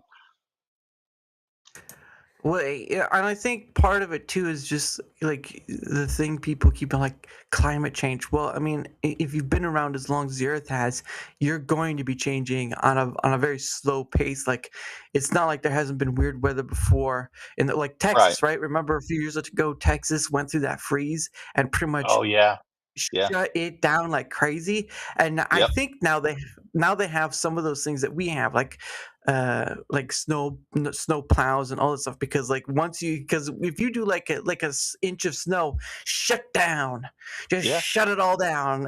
Well, when But I they was a would. kid, I lived in Chattanooga, and so in Chattanooga, I don't know what it is like now, but when I was a kid, Mm.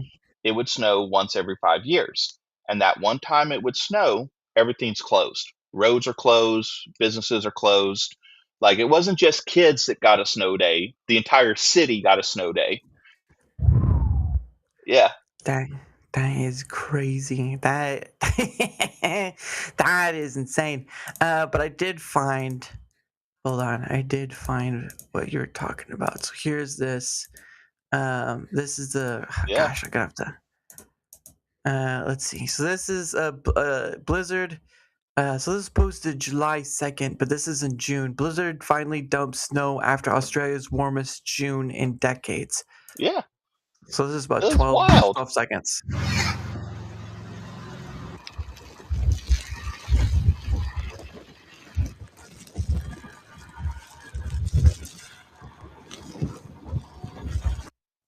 Oops. All right, but so I guess this isn't a place where. So there's this. That's what it looks like Hmm. without the snow. That's what it looked like with it. Wow. It says snow blankets Threadbow, Australia, which I'm not sure where that's exactly at. But it says, and this was done by ABC meteorologist Tom Sanders. So thank you for that, Mr. Yeah. Sanders. But it says, following the worst start to a ski season in decades, a major snowstorm hit the NSW, or what was it? New Scott Wales, I believe it is, and Victorian Alps last night. So Alps is like mountains, so that kind of makes sense Yeah. because it's higher elevation. The blizzard has rapidly transformed the Alpine region, which just 36 hours ago, more than 4 weeks into winter, was still devoid of snow cover. The front. The cold front will kick off a more permanent change in the weather for southeast states, with colder weather ahead during the coming week. Let's see. Worst start to ski season since 1957. for parts of the Alpine region, it was the warmest June in 59 years. So in 60 years, it was the warmest, warmest in June. And hey there, So you got to remember, June for them is winter. So that is crazy. This resulted in no natural snow accumulating at ski resorts as temperatures spent most of the month well above freezing. For example, Perisher picked up 301 millimeters of precipitation from June 1st to July 2nd, of which only 25 millimeters fell. They're using metrics, man. Fell with a temperature below 0 degrees Celsius, which, the results saw snow hydro measure a snow depth of 0 centimeters at Spencer's Creek on July 1st against a long term average depth of 70 centimeters 1 month into winter. So you can see right there, average Mhm. 1957, all this 2026.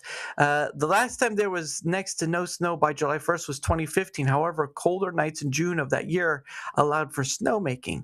1967 also had a near snowless June before snow arrived on July 1st. Going further back in 1957, snow did not accumulate until the second week of July. Therefore, it is a reasonable argument to say 2026 has been the worst start to a ski season in almost 70 years.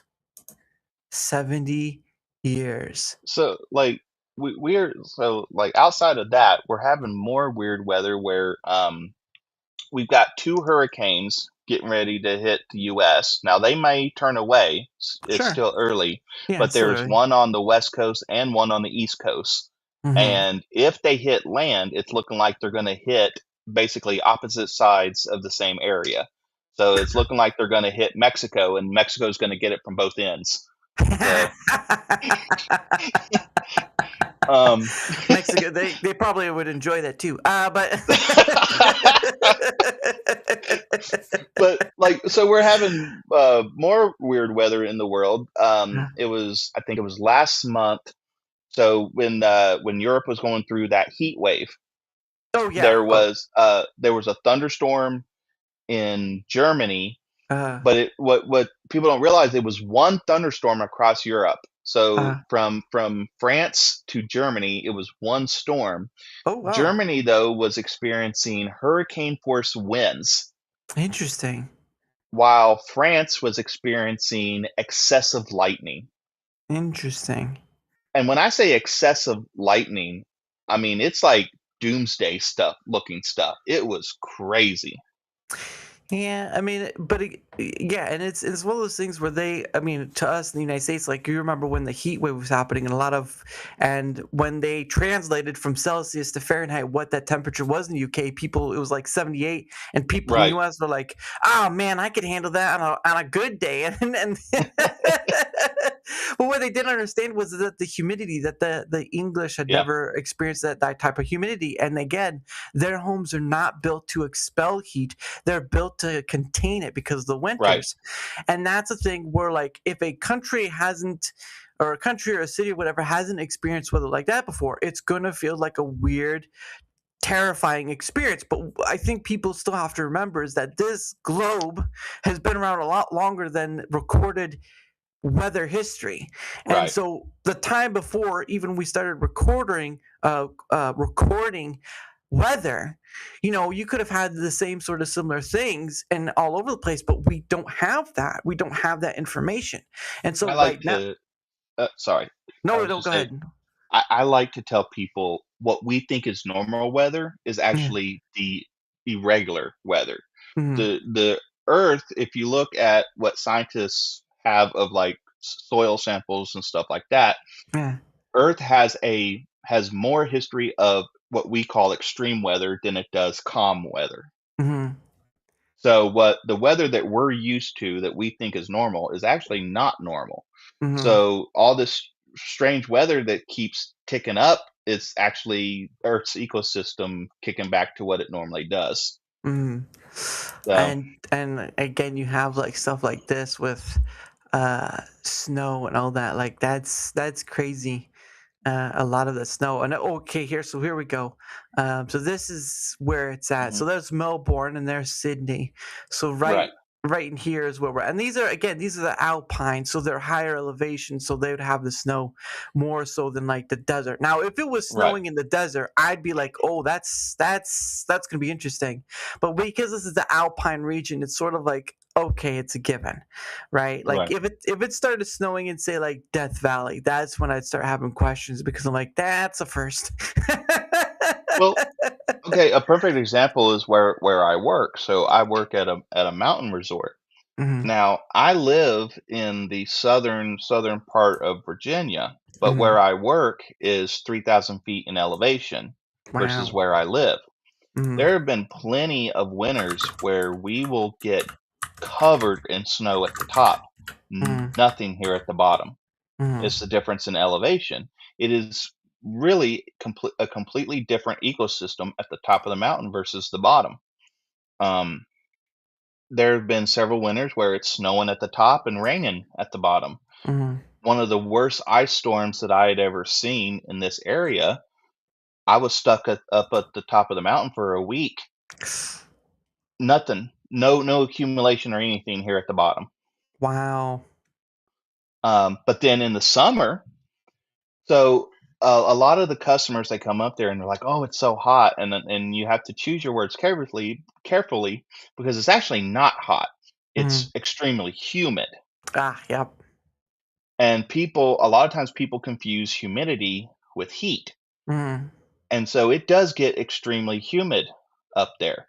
Mhm. Um, and like you were talking about, the hotel in which I work at, it's nearly 200 years old. It's a very old building. It's a Mm. stone building. It's Mm. porous stone, so it's built to take in the breeze and keep the inside cool. Oh, nice. That doesn't do nothing for humidity. Yeah, that's true. It's so hot. It's just, ma'am, it's just humid. You can't. It's You can't tell a basically, customer that. You can't tell a yeah. guest that. It'll get cooler in no time. Don't worry. Um. Oh, we've had plenty of days in the summer up there where it's like 98 degrees during the day and it Mhm. drops down to 65 at night, Mhm. you It's great. know, Well, like it's like the desert. I mean, usually the desert is hot during the day, but very cold at night. So there's that thing mhm. right there. But let's see. I did find what you're talking about earlier. Um, Yep. Okay, this one is the from Mexico, but the country is facing significant Pacific storm activity. Hurricane Genevieve, Category 4 storm Yep. located west of the Baja California Peninsula, is sending life-threatening swells, surf, and rip currents to Mexico's southwestern coast and southern Baja California, though it is not forecast to make direct landfall. Additionally, two potential tropical storms named Alida and Fausto, if they develop, are being monitored off the southwest coast with a high probability of formation and risk of the Fujiwara effect due to their proximity. This follows a busy early 2026 season that included Hurricane Eric, which made landfall in June 25, recorded in 2025 data as a major hurricane in southern Mexico. Now Let's see. I believe there is one on the East Coast. It may be further up north, but Hmm. I could have sworn like they thought it was going to go into the Gulf, and I guess it ended up turning away. Yeah. So, So this is what they show right there. This is the one. mhm. Yeah. Mexican News Daily is just like showing those two. So it's potential, right? There's potential there, Right. but it's still possible they could make landfall. It's just dependent on the weather stuff. And I've heard someone say like El Nino or El Nina, those kind of things can Yeah. affect.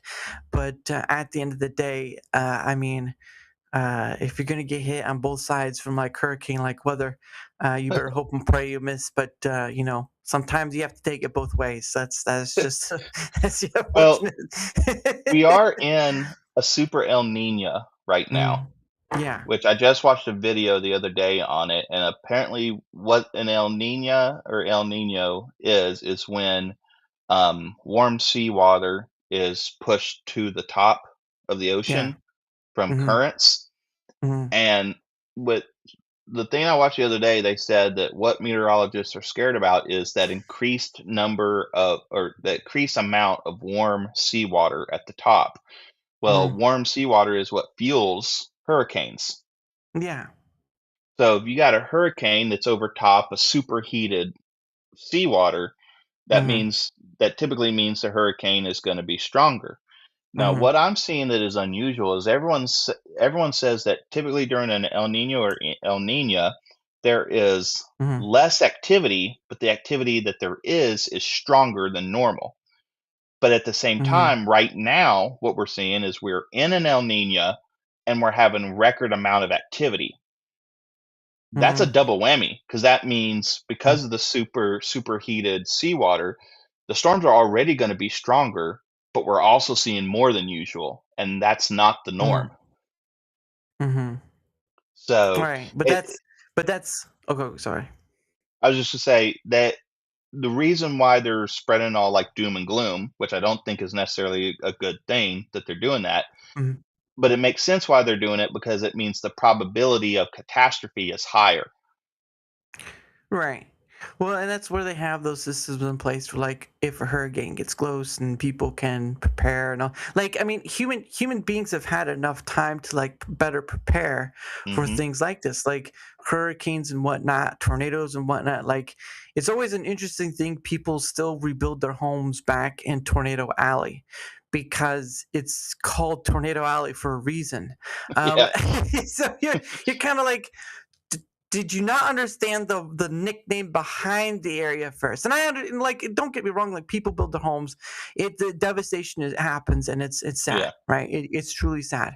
But like the point of the matter of trying to point that out is that you have to remember if a place is called a certain thing, it's best to kind of remind yourself maybe you should build yourself outside that thing instead of building within it because you're basically giving yourself over to whatever happens next in there. I mean that could basically be anywhere, but still the point of the matter is like build it in Tornado Alley, your house is going to be destroyed. Like it's one of those silly things, human Well, things, right? Like, look at Miami. Look at how many hurricanes have slammed into Miami, but people still love to live there. And it's oh like yeah. the biggest thing I've heard is like, "Well, the view outweighs the potential death," and I was like, "Does it though?" Look, mom, flying.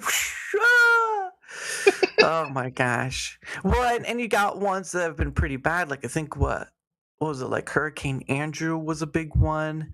I think you've had ones like Hurricane Katrina, but I mean, the only depth of Hurricane Katrina was that New Orleans is like this bowl, right? It's just down in there, and so the What? levee broke into the bowl, Right. and it's just like this thing is the way it is. Pretty much is susceptible to that happening, and Yeah. so I mean, Katrina's issue was a lack of upkeep. The levee broke yeah. because they weren't maintaining it the proper way. Mhm. They didn't set themselves up for success. So that's what made that whole thing as bad as it was. The levee Yeah. was designed the storm that hit Katrina wasn't one of the worst storms. I think it was like a category 3 or something like that, Right. which in terms of a hurricane is not that strong. Mhm. Um, that levee was supposed to be able to withstand a category 5. Supposed to be able to. Mhm.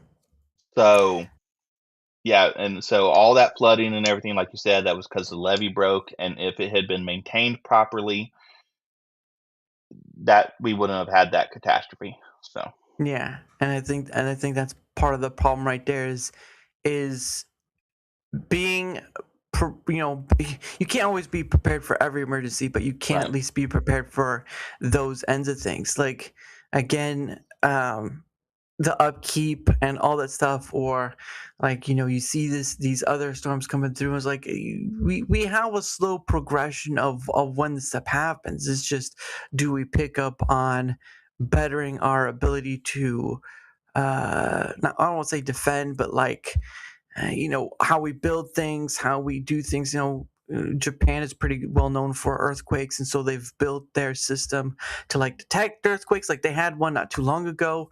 Yeah. They built their buildings to withstand earthquakes. Their train lines are built to handle earthquakes and stuff like that. So it's not like we can't do it. It's, do we pick up on the factors that kind of contribute, and do we get there in time to better our technology to help us through those points? Because I mean, yeah, you can't expect to be ignorant of something that happens that to us is weird, but to this Hmm. place that's been around for what, millions to billions of years is no different than a sunny Tuesday. Like eventually Well, something's gonna happen. we're creatures of habit. We get True. comfortable. Yeah. And so, True. especially when, our infrastructure is largely maintained through politicians, Hmm. they're the ones that decide what goes where.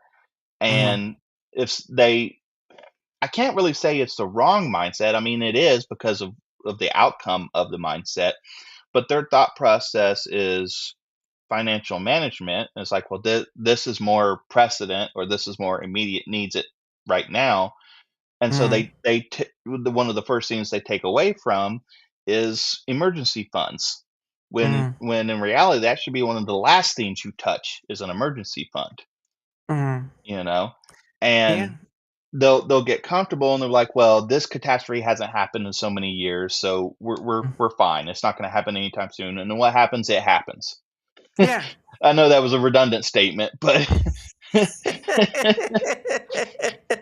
It's like, oh, that thing, oh, it'll never happen. Why, Lord? Why did it happen? Why? I told you it was coming. But yeah, it's sort of the thing where I think, we're given. I think we have slow moving disasters where we have enough time to prepare and build our technologies to kind of help with that and get better. Hey, look at Dave Chavez. What's going on? Nice to see you, good sir. Hope you're doing well. But you gotta say hi to there's a Jerry too. I have had him no. on my I show. said Oh, I said yeah. I've had Jerry on before. I've had Jerry on. I've had Hobo on. So there's that. But like I've said hello, to Jerry. Thank you for being here. How is you two cool guys? Well, we're cool. That's the point. Um, but no, I think we kind of are given like these slow moving disasters. Like if we're well prepared, they won't be as bad as what we think. And yeah, I do think that that the weather people or the hype people kind of overblown things, but there's still a point of truth to kind of take out of them, like with the weather and stuff. And again, that's why we have these systems in place. Like, so if we have a hurricane coming, you have these warning systems in place, and so you take care of it from there. But like, it shouldn't be go without notice. Like the things that build up, or the things that have been like for the UK, right, for the heat stuff. Wait, maybe hmm. it's time for them to start trying to change their ways, or trying to at least allow, like code wise or whatever, to allow homes to allow heat to escape, or to not build their homes to just keep heat in, right? That would be Hmm. interesting. Or to allow or to upgrade their infrastructure system so it allows for AC units or stuff like that. To better, they have the opportunity now. I mean, yeah, sure, they'll say, well, we only experienced it for a little time. That's not the point. The point is you're experiencing it now, and now might be the time to upgrade your infrastructure to better handle that for next time, right? Because it eventually may happen again, and you Well, can't. you got people dying from heat exhaustion in France. France made it straight up illegal for and can be prosecuted with prison time for putting an AC unit in your house. Like an AC unit is considered the same contraband in France as drugs. It's the same Yeah. level of contraband, and I'm like, that's ridiculous. But to play devil's advocate, like you were talking about, they're doing that because their infrastructure can't handle it. Yeah. And it's like, well, then take the necessary funds to upgrade your infrastructure. Now, we're ones to talk. I keep hearing online that America's power grid is like 100 years out of date. Hmm. You know, Yeah. thankfully, our infrastructure, as out of date as it is strong enough to withstand an AC unit in every home. Hmm. So, Yeah, and it's not like they don't build new stuff, but like you said, they are building upon legacy items. Like I think one of the greatest things that could be remembered was the whole Michigan Flint thing, right, with Hmm. the whole lead stuff in it, whatever, and how that went down. And I don't even know if they've even fixed the problem. It's like when you have pipes full of lead and they've told you, maybe that shouldn't be the case. It's like I think at that point you would put in the money to you would fix your infrastructure, even if you do have to do like a little bit over time. At least you're moving in a direction that will help better the system, which is faded and getting older. And like, things only last so long, so you do have to update it after a while. Like, Right. computers only last so long. But yeah, it's certainly something that I think every state should take in consideration of where they're at. Like, if you aren't at least looking into it, I would start now, especially where the big points are at. But still, at the end of the day, people can't expect like the weather they have now to remain forever. I remember when I was a kid, where snow, because I'm in Indiana, where snow would be like at my level. Hmm. Like, I remember it was at my level, and now it's not so much anymore. Well, because I'm taller. But I mean, the point the point of the matter is, though, is you can't expect the weather of 10 years ago to be the same weather 10 years later. That's just not Right. how life works. The universe does not run on it remaining the same. There's always something that changes. Like, I think that's the one big paradoxical thing to say, is that change is constant. Right. Which is a funny thing, because constant is sort of like a straight line, and change is like the wiggly, all over the place line. And it's just a funny phrase to say because it's true, but it's true in the way of being a paradox. Well, it's like I'm a bit of a conspiracy. Wouldn't say it's conspiracy theorist, but I watch a Uh, lot of conspiracy related content, and I mm, find it absolutely fascinating. Now, I have my opinions, but I always mm, preface it with I don't know anything. I don't know if any of it is true. You mm, know, yeah, I'm also a bit of a logic person, which sounds like a contradiction to be yeah, interested in conspiracies but be logic driven. mm, You know, but my point is there are a lot of we've seen over the last 10 years, a lot of things that people thought were just false conspiracies have been come out to be true, and one of mm, the most mundane ones was the magnetic poles mm, shifting. Well, that is considered common knowledge now, but just a few years ago they were saying it was a conspiracy theory, mm, the and what I don't understand is why it was being said, it was publicly in the media being said it was a conspiracy theory when it's been in textbooks for the last 60 years that mm, the magnetic pole shifts. mm. Oh, magnetic poles. I thought you were saying pulse. I was like, what, No, magnetic no, the pulse? What is magnetic poles. that?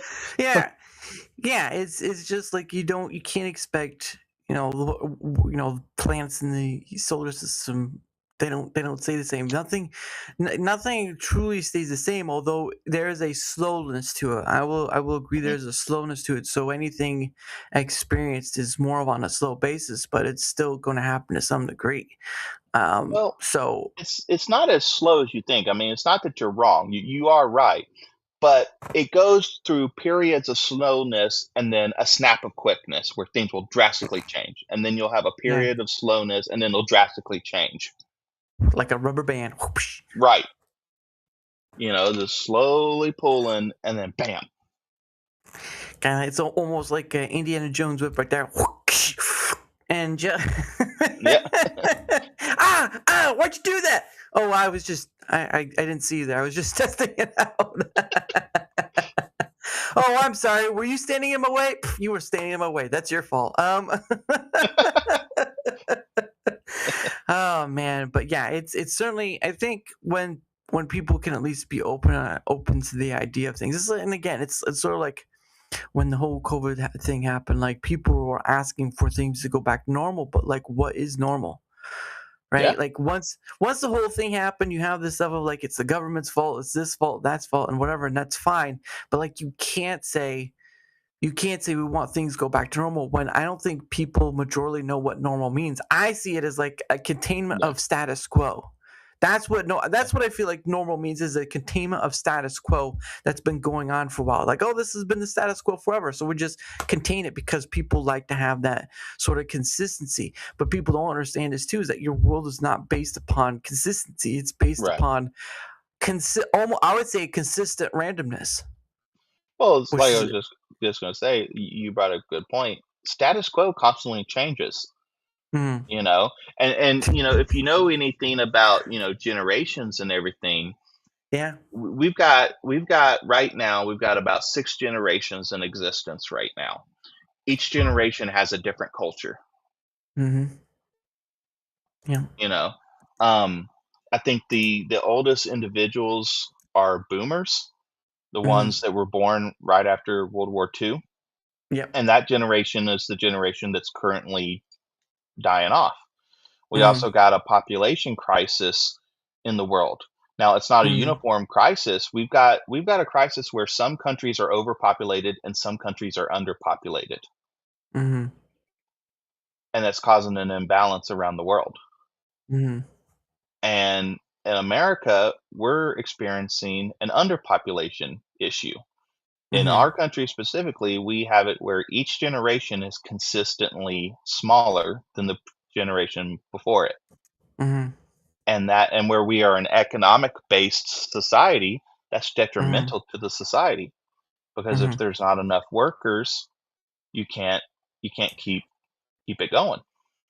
Yeah, there's a line that gets drawn Hmm. because of the economic part, which unfortunately is what, you know, we went beyond bartering and into the money faction. And if that starts going haywire, well, you're gonna see a lot of very big, quick moving, pretty quickly.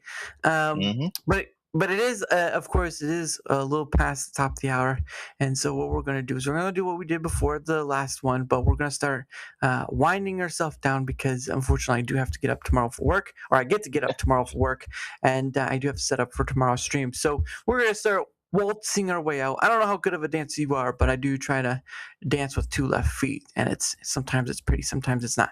But anyway, we'll go through, I think, before. So if you wanna do your promotion stuff your way, the floor is yours. Yep, you can catch me on X at Draken_199. Catch me on YouTube at Draken Culture Media. Check out all my AI music there, and I think you'll find some good stuff. I should be starting up some more music, posting weekly towards the end of August, beginning of September. Oh, nice. Yeah, and of course, both his links for where his stuff is at is right there. So if you want to find him, either or works. But definitely, links will be both on the Rumble side and YouTube side, and all the other places I can. The other places are very ephemeral, meaning they only last for a little while. So that's why on YouTube or Rumble they last longer. So if you want to find where he's at, bing, bang, boom, that's where you go. So thank you so much for that. And of course, for my end of things, whether you're on the Rumble side, YouTube side, or any of the places I stream to, if you wouldn't mind leaving a like, sharing the content, leaving a comment or follow, anything that helps that engagement factor is much appreciated, because not only does it help in being seen more, because that's what a majority of content creators want to be, it also helps in having other people on, like Draken, like Anjanette, like Jerry, like Chavez, like so many other people. Again, over 365 various guests, creator or not. I don't care about status, because status doesn't mean anything at the end of the day when you're 6 feet under, dust in the wind. So either people will remember you or people won't. And this is part of where I try to help with that remark of being remembered. So any help with the engagement factor is much appreciated. And of course, this is my link right here. So you want to know where else I'm at? Bing, bing, boom. Link is right there. You'll find all Rumble, YouTube, Blaze, Kick, VP Zone, all sorts of stuff. It's all in there, especially the stuff that helps support the show as well.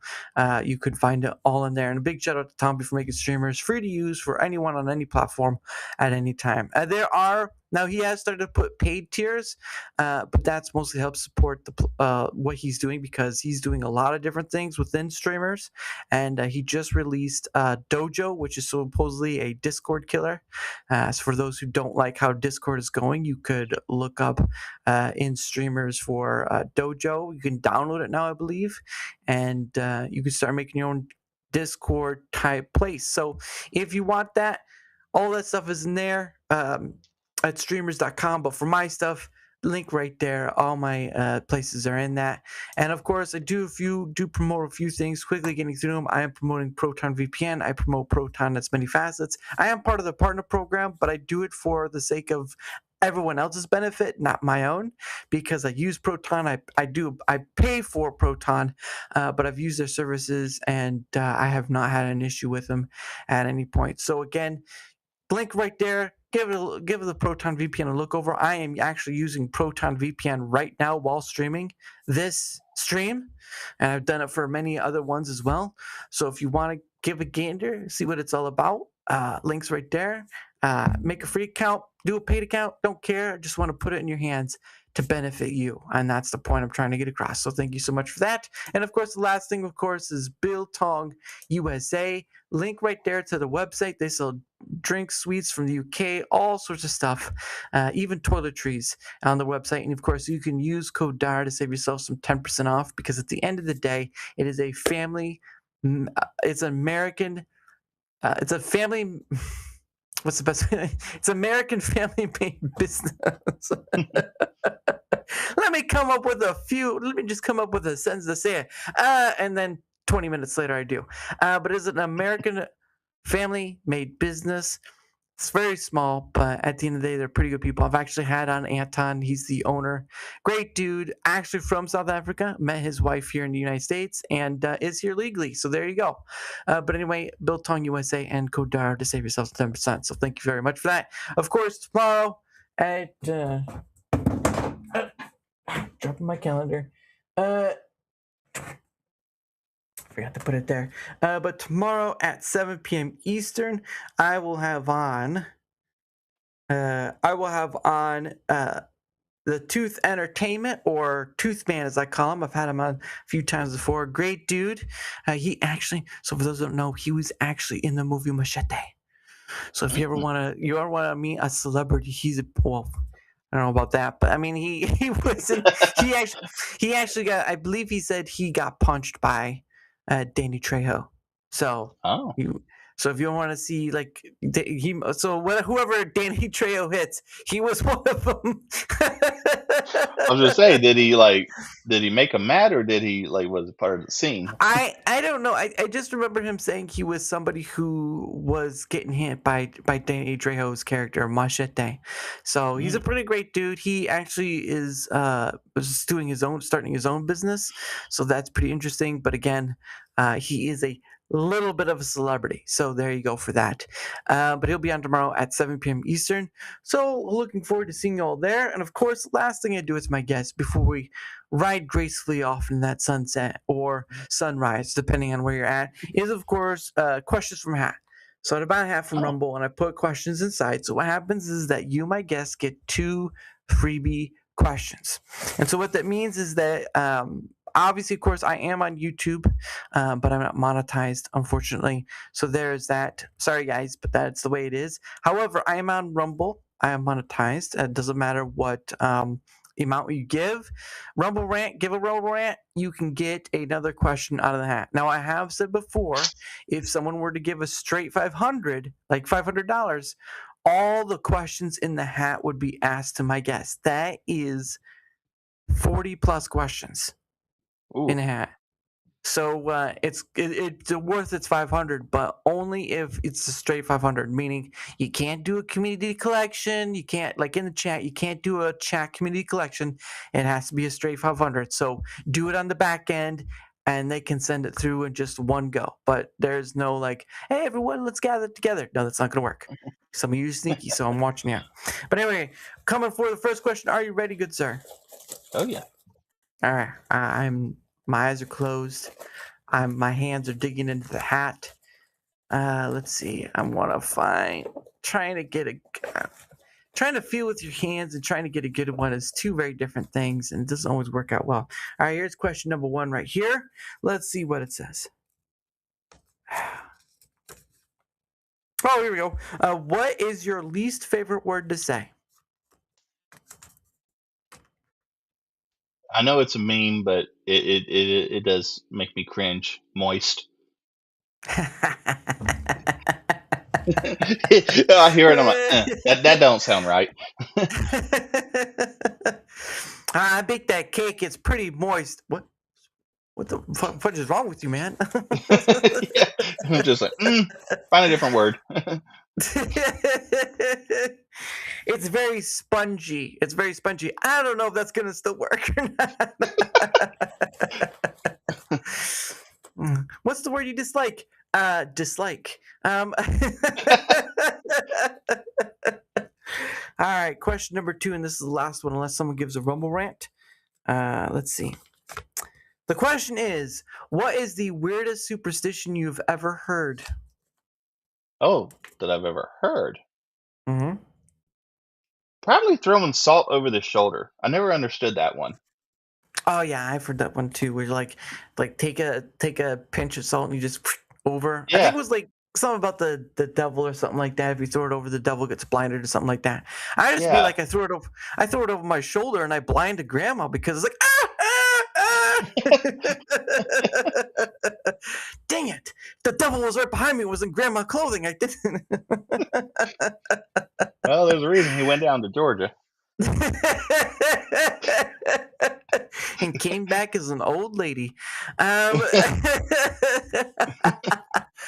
Oh man, that's too funny. But anyway, that of course signifies the end of the show. Of course, thank you all in chat for coming along on this trailblazing moment, for being a part of it with us and just kind of experiencing what a free-flowing conversation is, because that's what it is for the past 2 hours, was almost 2.5 hours. But the point of the matter is that that's what I do, and I enjoy getting to do it with whoever comes along and says yes to coming on.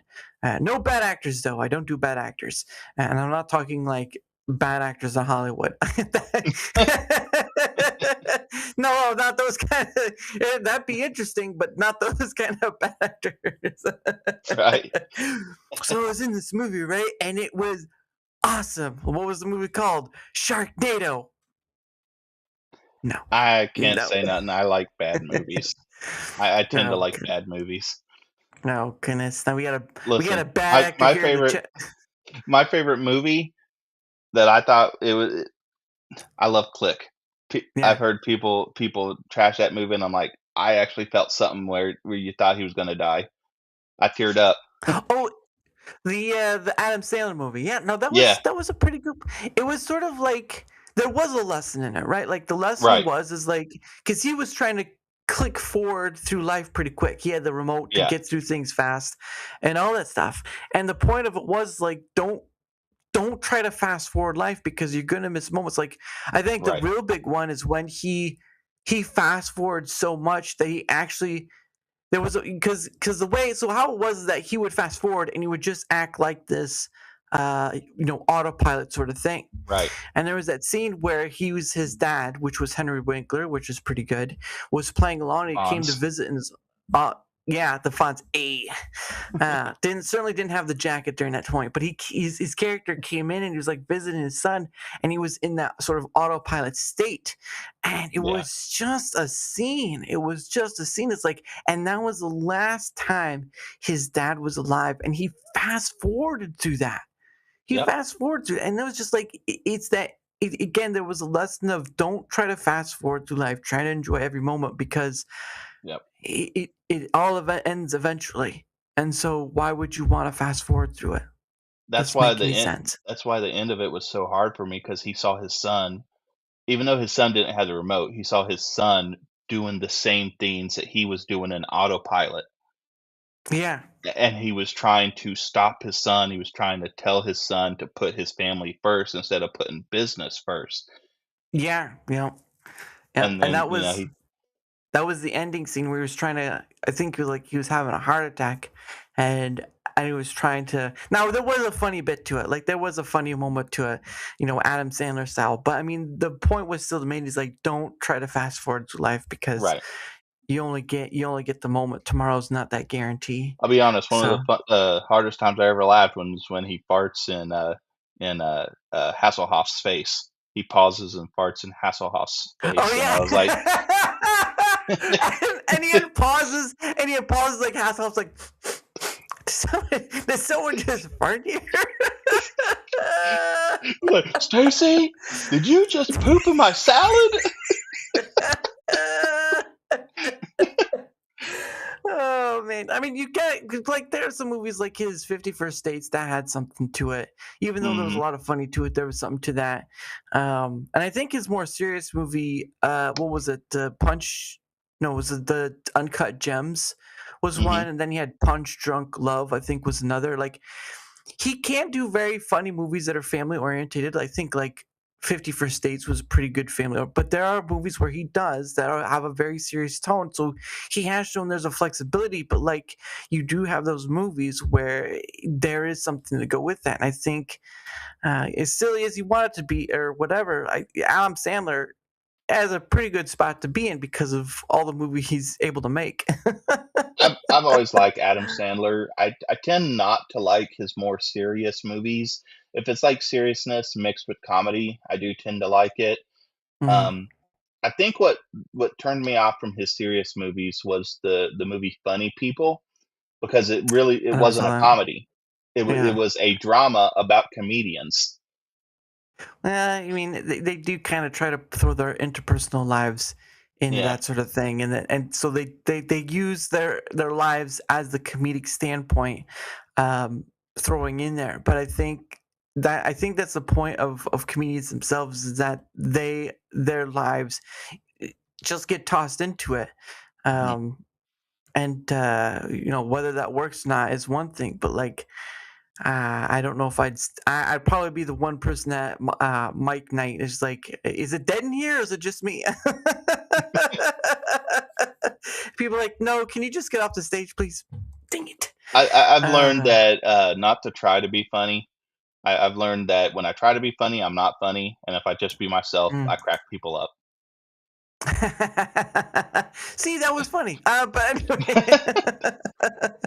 But anyway, so that is the end of the show, of course. So what happens is that I end the show on a song. Now, of course, like I said, I used Suno to make it. I used Claude to kind of help with the arrangement and Suno to use it. But this one is called "A Moment to a Lifetime," based upon a poem of the same name from a while back. So the words are my own, but I did use AI to kind of make it. So, but again, guys, links are down below in the description, Rumble, YouTube, all that stuff. So you want to know where we're at, there you go. And of course, big shout out to the chat for being here, whether you're from the beginning or just popped in.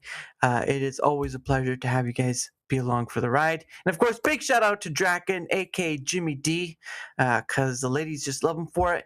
Coming along. Oh God. Now that you heard it, you're gonna have to use it. But thank you for coming along and being a part of this. And of course, like I always tell my other guests, you're always welcome to come back because there's always more to talk about. Like it's ridiculous to how Absolutely. much there is, and it's not like the 24/7 news, pop culture stuff. It is just ridiculous of how much information and all that stuff is out there. Like, I Mhm. mean, we went all over the place, but again, that's the point of what DaraChat is about. So thank you so much for being a part of that. And of course, again, tomorrow, 7 p.m. Eastern, with the Tooth Entertainment, aka Tooth Man. Had him on a few times.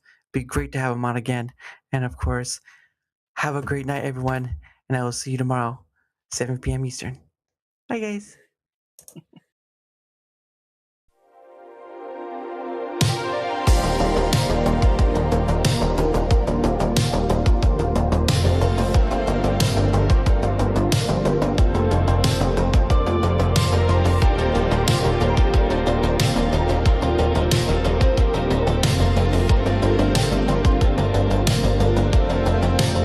Give me a moment,